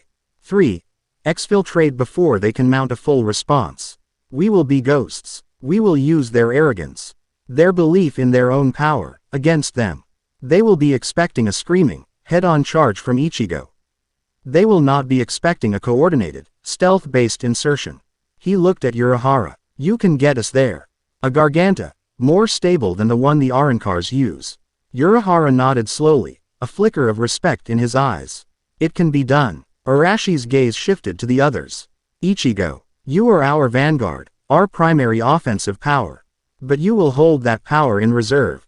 You will not engage unless absolutely necessary. Your job is to be the weep. We only fire when we have a clean shot. Chad, you and I will be the primary infiltration team. Your strength can breach their physical defenses quietly. Ishida, you are our overwatch and long-range support. You will secure our escape routes and cover our movements. We move as a single unit, with a single purpose. His voice was devoid of emotion, a commander laying out a battle plan. It was this cold, terrifying competence that silenced all argument. This was not a desperate, emotional plea. This was a mission. They made a mistake, Arashi said, his voice dropping to a near whisper, a chilling intensity bleeding through. They took the one thing they should have never touched. We will make them regret it. The journey through the Garganta was disorienting, a swirling vortex of chaotic spiritual energy. When they stepped out, it was into a world of profound emptiness. They stood on dunes of fine white sand that stretched to a horizon that never seemed to get closer. Above them, a black sky, perpetually starless, was dominated by a bone-white, crescent moon that never moved. The air was still and dead, carrying no scent, no moisture. The entire world felt hollow. As Arashi stood there, taking in the desolate landscape, he felt a chilling resonance. The spiritual nature of this place, the oppressive emptiness, the sense of ancient stillness, the feeling of a world devoid of a heart, it was the same quality of energy he felt from the Silent King. It wasn't identical, but it was thematically connected, like two twisted branches of the same dead tree. Hueco Mundo was not just a desert of sand. It was a desert of the soul, an echo of the great silence. This realization settled in his gut like a stone. Aizen hadn't just chosen a random wasteland for his kingdom, he had chose a place that was already aligned with the ultimate entropy. They located Las Noches, a fortress so vast it seemed more like a mountain range than a building, its white walls gleaming under the pale moonlight. Following Arashi's plan, they found a little-used service entrance, a massive, sealed gate deep within a canyon. "This is it," Arashi said. "Chad, if you would." Chad nodded, his right arm transforming. Brazo derecha de gigante. He placed his hand on the gate and pushed. There was no loud crash. Just a low groan of stressed metal and stone as the massive gate was forced inward, creating a gap just large enough for them to slip through. The interior of Las Noches was a sterile, white labyrinth of corridors under a false sky. They moved like wraiths, Arashi in the lead, his sage mode senses on high alert. Guiding them through the maze, avoiding the patrols of Arancars they felt moving through the halls. He was searching for her. Amidst the cacophony of monstrous, hungry souls that made up Aizen's army. He was searching for that one, gentle, golden signature. That warm, reality-defying power that felt like home. He found it. It was high above them, in the central spire of the fortress. And it was not alone. With it was another power signature, one he recognized with a cold spike of hatred. The hollow, empty feeling of the fourth Espada. Ulquiorra, she's in the central tower, he announced. His voice a low whisper. With the one who took her. The rest of you, create a diversion. A small one. Draw the patrols to the west wing. Give me 10 minutes. What are you going to do? Ichigo demanded. I'm going to have a conversation, Arashi said, his eyes glowing with a faint, chilling blue light. He didn't wait for an answer. He melted into the shadows, moving towards the tower with a speed and silence that was inhuman. He found her in a stark white room, furnished with only a table and a chair. She was standing by a large, open window, looking out at the endless desert. She wasn't crying. Her face was set with a quiet, sad resolve. And Ulquiorra was there, standing in the corner of the room like a pale statue, his empty green eyes watching her. The moment Arashi appeared in the doorway, a silent shadow, Orihime gasped, her eyes widening in disbelief. Arashi-kun. Ulquiorra turned his head slowly, his expression unchanging. The anomaly. You made it farther than I anticipated. Impressive trash. Get away from her, Arashi said, his voice a low growl. I am doing nothing, the Espada replied with cold logic. She is a guest of Lord Aizen. She is free to move about this room as she pleases. She is fed. She is unharmed. We are not her jailers. You're a liar, Arashi snarled, taking a step into the room. Is that what the heart tells you? Ulquiorra asked, a flicker of something, curiosity, disdain, in his tone. He looked at Orihime. This concept you humans hold so dear. The heart. This woman claims she came here to protect her friends. A choice made from the heart. You have come here to rescue her. An action driven by the heart. Yet all it creates is this endless, meaningless cycle of violence. If I were to tear open your chest, would I see this heart of yours? If I were to crack open your skull, would I find this, soul? He took a step towards Orihime. You are all just phenomena. A collection of instincts and chemical reactions. There is no meaning. There is only what is. And what is not. In the end, everything returns to nothing. To dust. That is the only truth. It was the philosophy of the desert around them. It was the philosophy of the Silent King. A cold, empty nihilism. You're wrong, Arashi said, his hands beginning to glow with vermilion energy. The heart isn't a muscle in your chest. It's the bond between us. It's the reason she came here. And it's the reason I'm here now. It's the invisible thread that connects us all. You can't see it, so you deny it.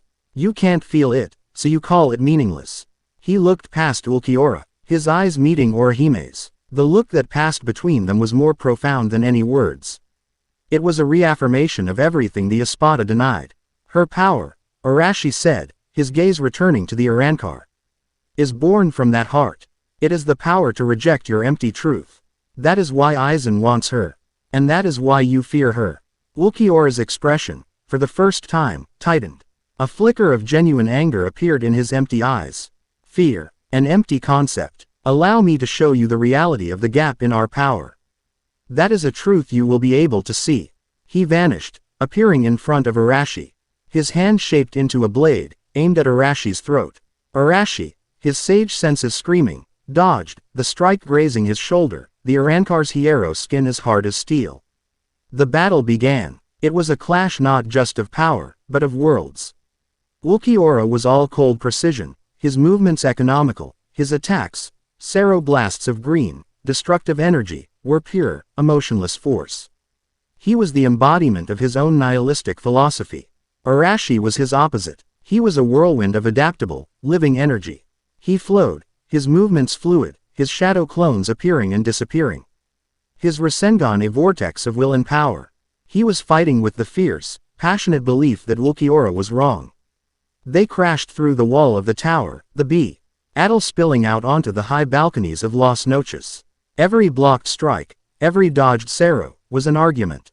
Your bonds make you weak, Ulquiorra stated, firing a Sero that Arashi was forced to counter with one of his own energy blasts, the resulting explosion rocking the tower. They make us strong. Arashi roared back, launching himself through the smoke, a clone fainting left while he attacked from the right. But Ulquiorra was powerful, frighteningly so. His speed was incredible, his defense impenetrable. Arashi was being pushed back, his clones destroyed as fast as he could make them.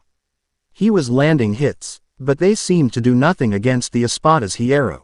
He was bleeding from a dozen small cuts, his breathing growing ragged. He was outmatched in raw power. He looked across the balcony at Orihime, who was watching from the shattered window, her hands clasped to her mouth, her face a mask of terror for his safety. He saw the heart that Ulquiorra denied. He saw the bond he was fighting for. He had to end this. He landed on a lower parapet, creating distance. He closed his eyes, drawing in the dead, empty reishi of Hueco Mundo. It was thin, polluted, but it was enough. The orange markings of sage mode flared around his eyes. The world slowed down. He could see Ulquiorra's next move before it began. That form again, Ulquiorra noted, his voice flat. Another pointless struggle. This isn't a struggle, Arashi said, his sage-enhanced voice resonating with power. This is a declaration. He charged, not with a Rasengan, but with his bare fists, each one coil in the shimmering aura of natural energy. This time, when he struck, it was different. His fist slammed into Ulquiorra's blocking arm, and for the first time, the Espada grunted in pain, a spiderweb of cracks appearing on his hierro. The sage energy was disrupting his spiritual composition. The tide of the battle turned. It was now a brutal, close-quarters brawl on the rooftops of the Palace of Empty Hearts. A god of nothingness against a boy channeling the life of a world. Arashi was pushing him, landing blow after blow, each one cracking the Espada's emotionless facade. He drove Ulquiorra back, blow by furious blow, until they were back in the ruined room where Orihime stood. He saw his chance. He poured all his remaining natural energy into one final, devastating attack. Sage Art. Rasengan. 2 Rasengans, one in each hand, slammed into Ulquiorra's chest. The Espada was lifted off his feet, the twin vortexes of energy grinding against his hierro, shattering it. He was blasted through the far wall, disappearing into the darkness of the fortress.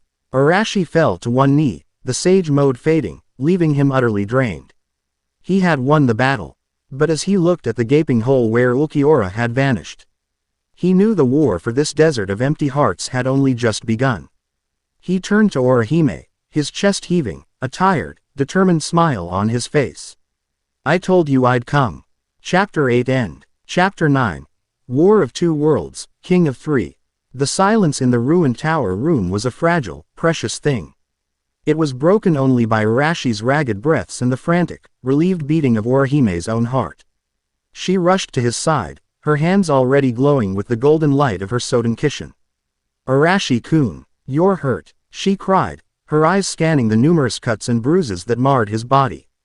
He caught her wrist gently, his grip surprisingly firm despite his exhaustion. "Save it," he rasped, forcing himself to his feet. "We don't have time." "He's not beaten, just pushed back. The whole fortress will be on us in seconds." Her name was a scream from down below. "Orihime." Ichigo's voice, amplified by his spiritual pressure, echoed through the fortress.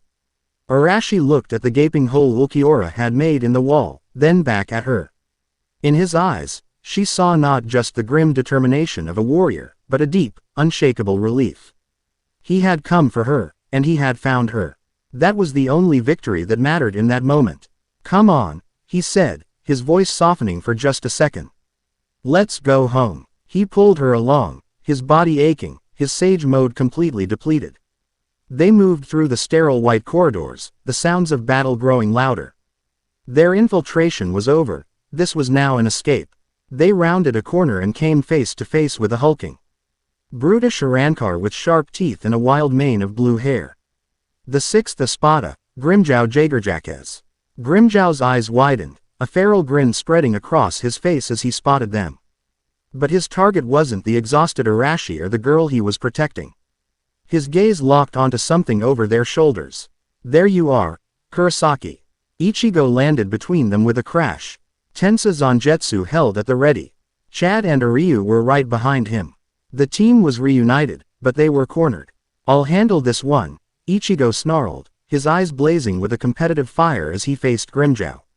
"You guys get Orihime out of here. Don't be an idiot, we stick together." Aryu argued, already drawing his bow. "He's right," Arashi cut in, his strategic mind clicking back into gear despite his fatigue. "This is a bottleneck. Ichigo, you're the cork. Buy us 5 minutes. Don't try to win, just hold him here. We'll clear a path. Go." There was no time for argument. Ichigo trusted him. With a roar, he engaged Grimjow, the clash of their blades a deafening peal of thunder that shook the corridor. The rest of them ran, Arashi leading the way, his senses casting a wide net. Their escape from Las Noches was a desperate, running battle. They fought through patrols of lesser Arankars, a coordinated unit of 4. Yuryu's arrows provided cover fire, Chad's armor.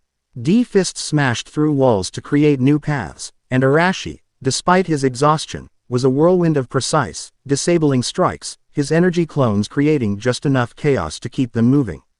All the while, Orihime's shield was their anchor, deflecting stray arrows and protecting them from collapsing debris. Just as they reached the outer wall, a garganta ripped open in the sky above them. It wasn't Aizen's, it was Urahara's. "A little late for a rescue, don't you think?" Yoruichi's voice called down as she appeared at the edge of the portal, a wicked grin on her face. "Get Ichigo," Arashi yelled, pointing back into the fortress where the sounds of his brother's battle still raged. Yoruichi vanished in a flicker of shunpo. A moment later, she returned with Ichigo, who was bleeding and bruised but grinning like a maniac. The battle with Grimjow had been a draw, a savage brawl that had ended in a stalemate when Yoruichi intervened. They scrambled through the portal, the darkness of the garganta swallowing them whole. They were out. They had won. But their escape was not into the familiar comfort of Karakura town. They emerged into a scene of apocalyptic warfare. They were in the sky above, a perfect replica of their hometown, a decoy created by the Soul Society. Below them, a desperate battle was raging. The remaining Gote 13 captains were locked in combat with Aizen's top 3 Espada. Pillars of ice, storms of pink petals, and waves of immense spiritual energy tore the fake city apart. And on a central pillar of rock, watching the chaos with the detached air of a theater-goer, stood Sosuke Aizen, Jin Ichimaru, and Konami Tosen. "What's going on?" Ichigo demanded, his eyes wide. Aizen made his move, Yoruichi explained, her voice grim. "He trapped us in Hueco Mundo and came here to create the Okayan. The captains have been holding them off, but they're not fighting Aizen. They're fighting his army." The tide of the battle below was turning against the Shinigami. The first Espada, Stark, was a storm of sorrows, his lazy demeanor belying a terrifyingly lethal power.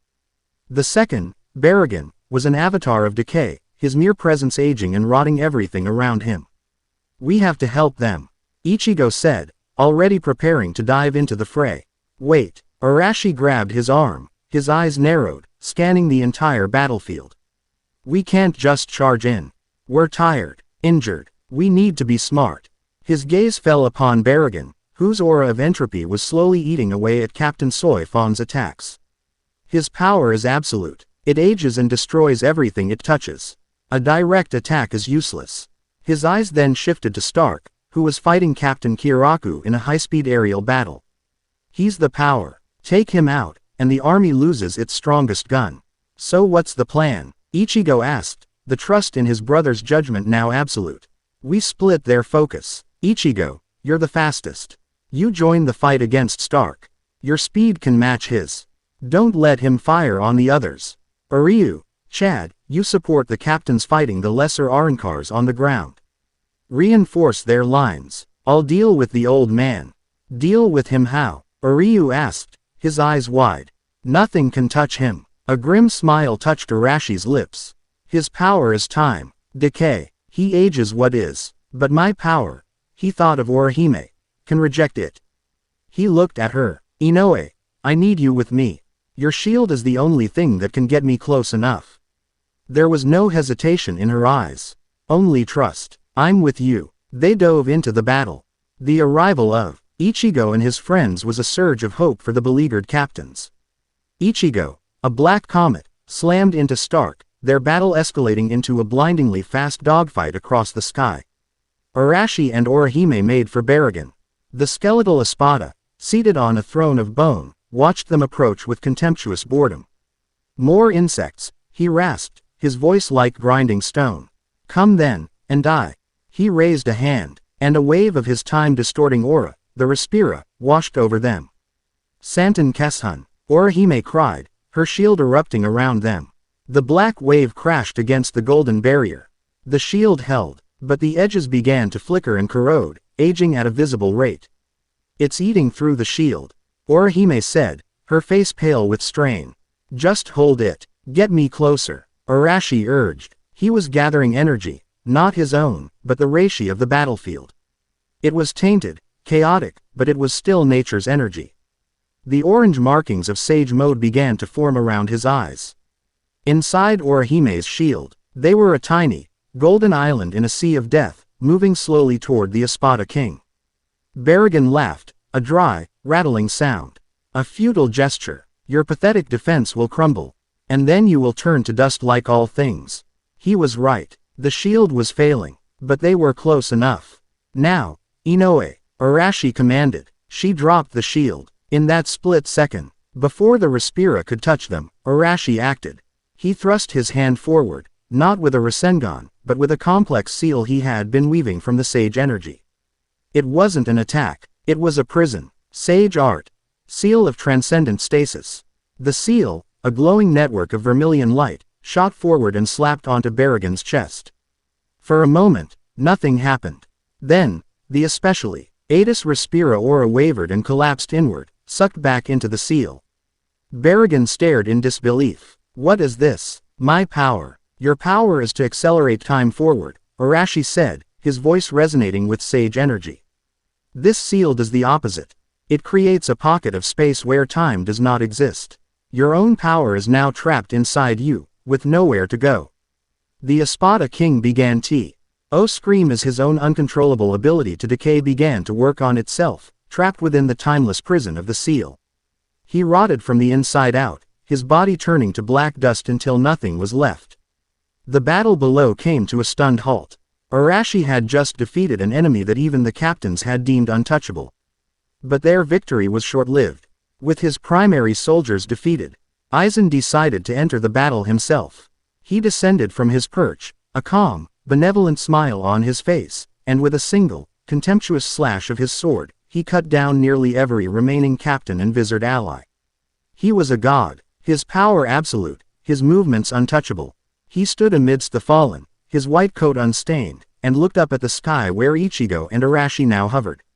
The last two combatants left standing. "It is over," Aizen announced. "The Soul Society is finished. The world will be reborn. It is a shame you will not live to see it." His body began to change. The Hogyoku in his chest pulsing with light. He shed his Shinigami form, evolving into a higher, transcendent being, his spiritual pressure so immense it felt like the weight of a dying star. Ichigo knew he couldn't win. Not like this. He closed his eyes, turning inward, reaching for the source of his power, for the final, costly lesson his father had taught him in the Dongai. The final Getsuga Tensho. To use it, he had to commune with Tensa Zangetsu, to become one with his blade. "Arashi, I need a minute," he said, his voice strained. Arashi looked at his brother, then at the god like Aizen. He knew what Ichigo had to do. He had felt that same desperate, final power brewing within him. He gave a single, sharp nod. "I'll buy you a lifetime." He turned to face Aizen alone. Such touching brotherly devotion, Aizen mused. His voice now a distorted chorus. "You are an interesting creature, Arashi Kurosaki. But you are still just a creature. I have become a god. Even gods can bleed," Arashi said, his voice quiet. He closed his eyes. He reached deep inside himself, past the sage energy, past his own Raryoku, to the ancient, roaring sun that had been his companion for 2 lifetimes. He spoke its name for the first time in this new world, a name that was a promise and a prayer. Kurama. He unleashed it all. Bankai. The world exploded in a column of golden vermilion energy. The fake city, the sky, everything was bathed in its ferocious, life-affirming light. The energy was not destructive, it was overwhelmingly vital. It was the roar of a beast, the heart of a sun, the soul of a warrior, all given form. When the light receded, Arashi was transformed. He was encased in a massive avatar of pure, solidified spiritual energy. It was a titanic, humanoid figure with the head and features of a 9-tailed fox. Glowing with an inner fire. It was a Susanoo made of Biju chakra, a perfect fusion of his 2 lives. Kurama Moto. Aizen's calm expression finally broke, replaced by one of genuine, stunned disbelief. What is that power?" The avatar roared, a sound that was not a sound but a wave of pure, untamed life force. It drew a sword of golden light and charged. The Ba-Ttle that followed was not a fight between a Shinigami and a man. It was a war between 2 opposing deities. Aizen, the god of cold, calculated transcendence, against Arashi, the avatar of wild, passionate life. The fake Karakura town was their arena, and it was torn asunder. The Kurama avatar was immensely powerful, each swing of its energy blade carving canyons into the earth. It fired blasts of concentrated energy, miniature-tailed beast bombs that Aizen was forced to counter with his most powerful Kido. But Aizen was still evolving, the Hogyoku granting him new forms, new powers, with every passing second. He was faster, his regenerative abilities absolute. He met the avatar's overwhelming force with untouchable speed and precision. Arashi was giving it his all, pushing his Bankai to its absolute limit. But he knew he couldn't win. He could only hold on. He could only fight, and bleed, and buy his brother the precious seconds he needed. Aizen's attacks began to crack the avatar's form. The golden energy flickering and failing. He was reaching his end. The avatar was crumbling around him. And then, a new power entered the battlefield. It was a pressure so absolute, so transcendent, that it dwarfed even Aizen's. Ichigo returned, but he was no longer the boy they knew.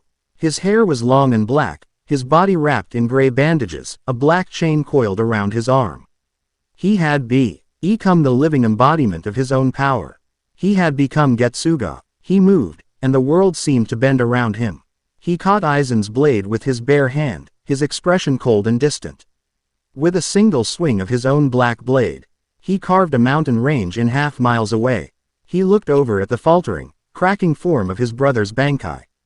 Arashi, inside the Avatar's head, met his gaze. There were no words. There didn't need to be. They moved together for the final attack. The Golden Fox Avatar, with the last of its strength, let out a final, defiant roar, launching a massive, sun-like tailed beast bomb Sero. At the exact same instant, Ichigo raised his own blade, ready to unleash the final, ultimate attack. Mugetsu. A wave of absolute, soul-devouring blackness erupted from his sword. Merging with the golden sun of Arashi's attack, the two forces, light and dark, life and nothingness, creation and finality, slammed into the Hogyoku-infused Aizen. The explosion was silent. It was a wave of pure, reality-warping force that erased everything it touched. The sky, the ground, Aizen himself, all were consumed by the twin powers of the two brothers. The cost was absolute. Ichigo's Shinigami powers vanished, leaving him a normal human. Arashi's Bankai shattered, his life force nearly extinguished, leaving him falling through the empty air, utterly spent. Aizen was defeated, his body broken enough for Urahara's hidden seal to finally activate, imprisoning the would-be god for eternity. They had won, but as the dust settled, Arashi, his senses faded to a mere ember, felt it. The cataclysmic, world-breaking release of energy from their final, combined attack had been the last key in a very old lock. The sheer power of the final Getsuga Tensho, the life and death energy of his own Kurama-moto, and the reality-warping power of the Hogyoku, all unleashed at a single point in space-time, it had not just cracked the seal of the Silent King. It had utterly shattered it. A wave of energy, unlike any other, washed over the battlefield. It was not hot or cold. It carried no pressure. It was a wave of pure, profound silence. A wave of utter nothing. Every spiritually aware being, the battered captains, Urahara, Yoruichi, even those in the Soul Society and Hueco Mundo, felt it. A cold, empty dread that touched the core of their souls. The war for Karakura town was over. A far more ancient, far more terrifying war was about to be declared upon existence itself. Chapter 9 End. Chapter 10.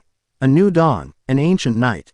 Weeks passed. The seasons in the world of the living, indifferent to the wars of souls, began their slow turn towards winter. The sky above Karakura town was once again a familiar, mundane blue. The scars on the earth healed, grass grew over the sites of apocalyptic battles. And the citizens, their memories conveniently altered by the Soul Society's cleanup crews, went about their lives with no knowledge of how close their world had come to being unmade. In the Kurosaki clinic, a new kind of normal had taken root. It was a quieter, heavier normal. Ichigo sat by his bedroom window, staring out at the street. His once bright spiritual senses were gone, snuffed out like a candle flame. He could no longer see the faint, shimmering outlines of ghosts on the street corner, nor could he feel the oppressive weight of a hollow's presence. The world was just, the world. A part of him, the part that had raged and fought and bled, should have been screaming in frustration at this newfound blindness. But it wasn't. He felt a strange, profound peace. For the first time since his mother's death, the roaring in his soul had fallen silent. He could look at his sisters, at Yuzu humming in the kitchen downstairs, at Karen grumbling over a video game. And his first instinct wasn't to shield them with a gargantuan sword, but simply to be their brother. It was a fragile, unfamiliar feeling, and he cherished it. Downstairs, Arashi sat at the kitchen table, a steaming cup of tea cradled in his hands. He was a still point in the morning's usual chaos. Outwardly, he looked the same, but inwardly, he was a shoreline after a hurricane. The vast, roaring ocean of Kurama's power had receded, leaving behind a calm, quiet tide pool. His spiritual energy was a low, warm ember where a sun had once burned. The recovery was slow, the strain of knives. Ting a living god to fight another having nearly torn his soul apart. But like his brother, he felt a sense of peace. The ghosts of his past life, the memories of war and loss and a world of shinobi, had finally begun to fade. Not into nothingness, but into the gentle background of who he now was. He was not Naruto Uzumaki, reborn. He was Arashi Kurosaki, full stop. He looked at his father attempt to glue a broken vase back together while weeping dramatically, and for the first time, he felt, unequivocally, that he was home. "You're quiet," Ichigo said, having come down the stairs. He grabbed a piece of toast from a plate on the counter. "A lot to think about," Arashi replied, his eyes crinkling in a small smile. "You feel it, too, don't you?" Ichigo asked, his voice low. "The quiet," Arashi nodded. "It's different." "Yeah," Ichigo agreed, leaning against the counter. "It is." He took a bite of toast. "It's not so bad." They shared a look of perfect, unspoken understanding. They had walked through the fire together, sacrificed everything, and had come out the other side changed, but whole. They were brothers, forged in a war no one else would ever understand. Later that day, as the sun began its descent, casting long, golden fingers of light across the town, Arashi walked to the park by the river. It was their spot now, his and Orihime's. She was already there, sitting on the grassy bank, tossing pieces of bread into the water for the ducks. She had been a constant, gentle presence throughout his recovery. Her visits were not filled with anxious questions, but with a comfortable, healing silence. Often bringing bizarrely flavored but lovingly made bento boxes. Her presence was more restorative than any healing keto. He sat down beside her, not speaking for a long time. Simply watching the light play on the water. "How are you feeling?" she asked finally, her voice soft. "Better," he said, and it was the truth. "Whole." He turned to look at her. The setting sun caught in her auburn hair, making it glow like a halo. Her gray eyes were filled with a quiet strength that he had seen from the very beginning. "I spent a long time," he began, his voice a low, thoughtful murmur, feeling like a ghost.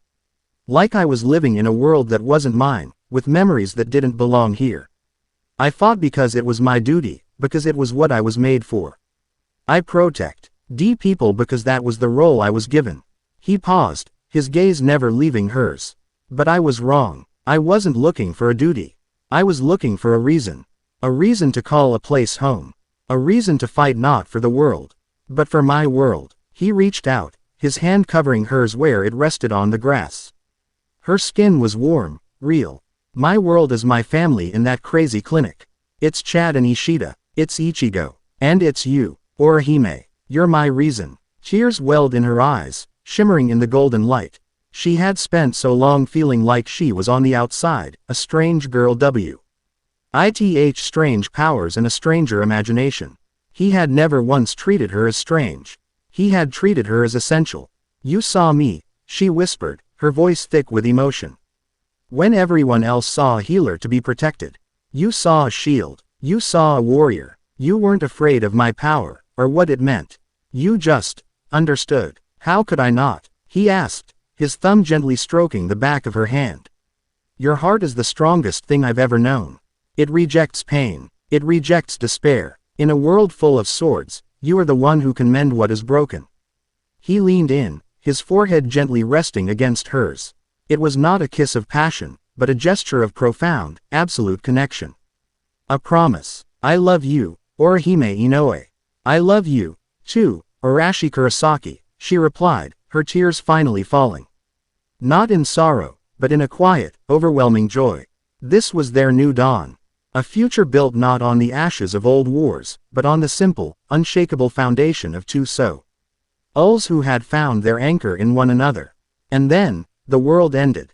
It began with silence. Not the quiet of a peaceful evening, but the sudden, terrifying cessation of everything. The gentle lapping of the river stopped. The distant hum of traffic vanished. The chirping of a cricket was cut off mid-call.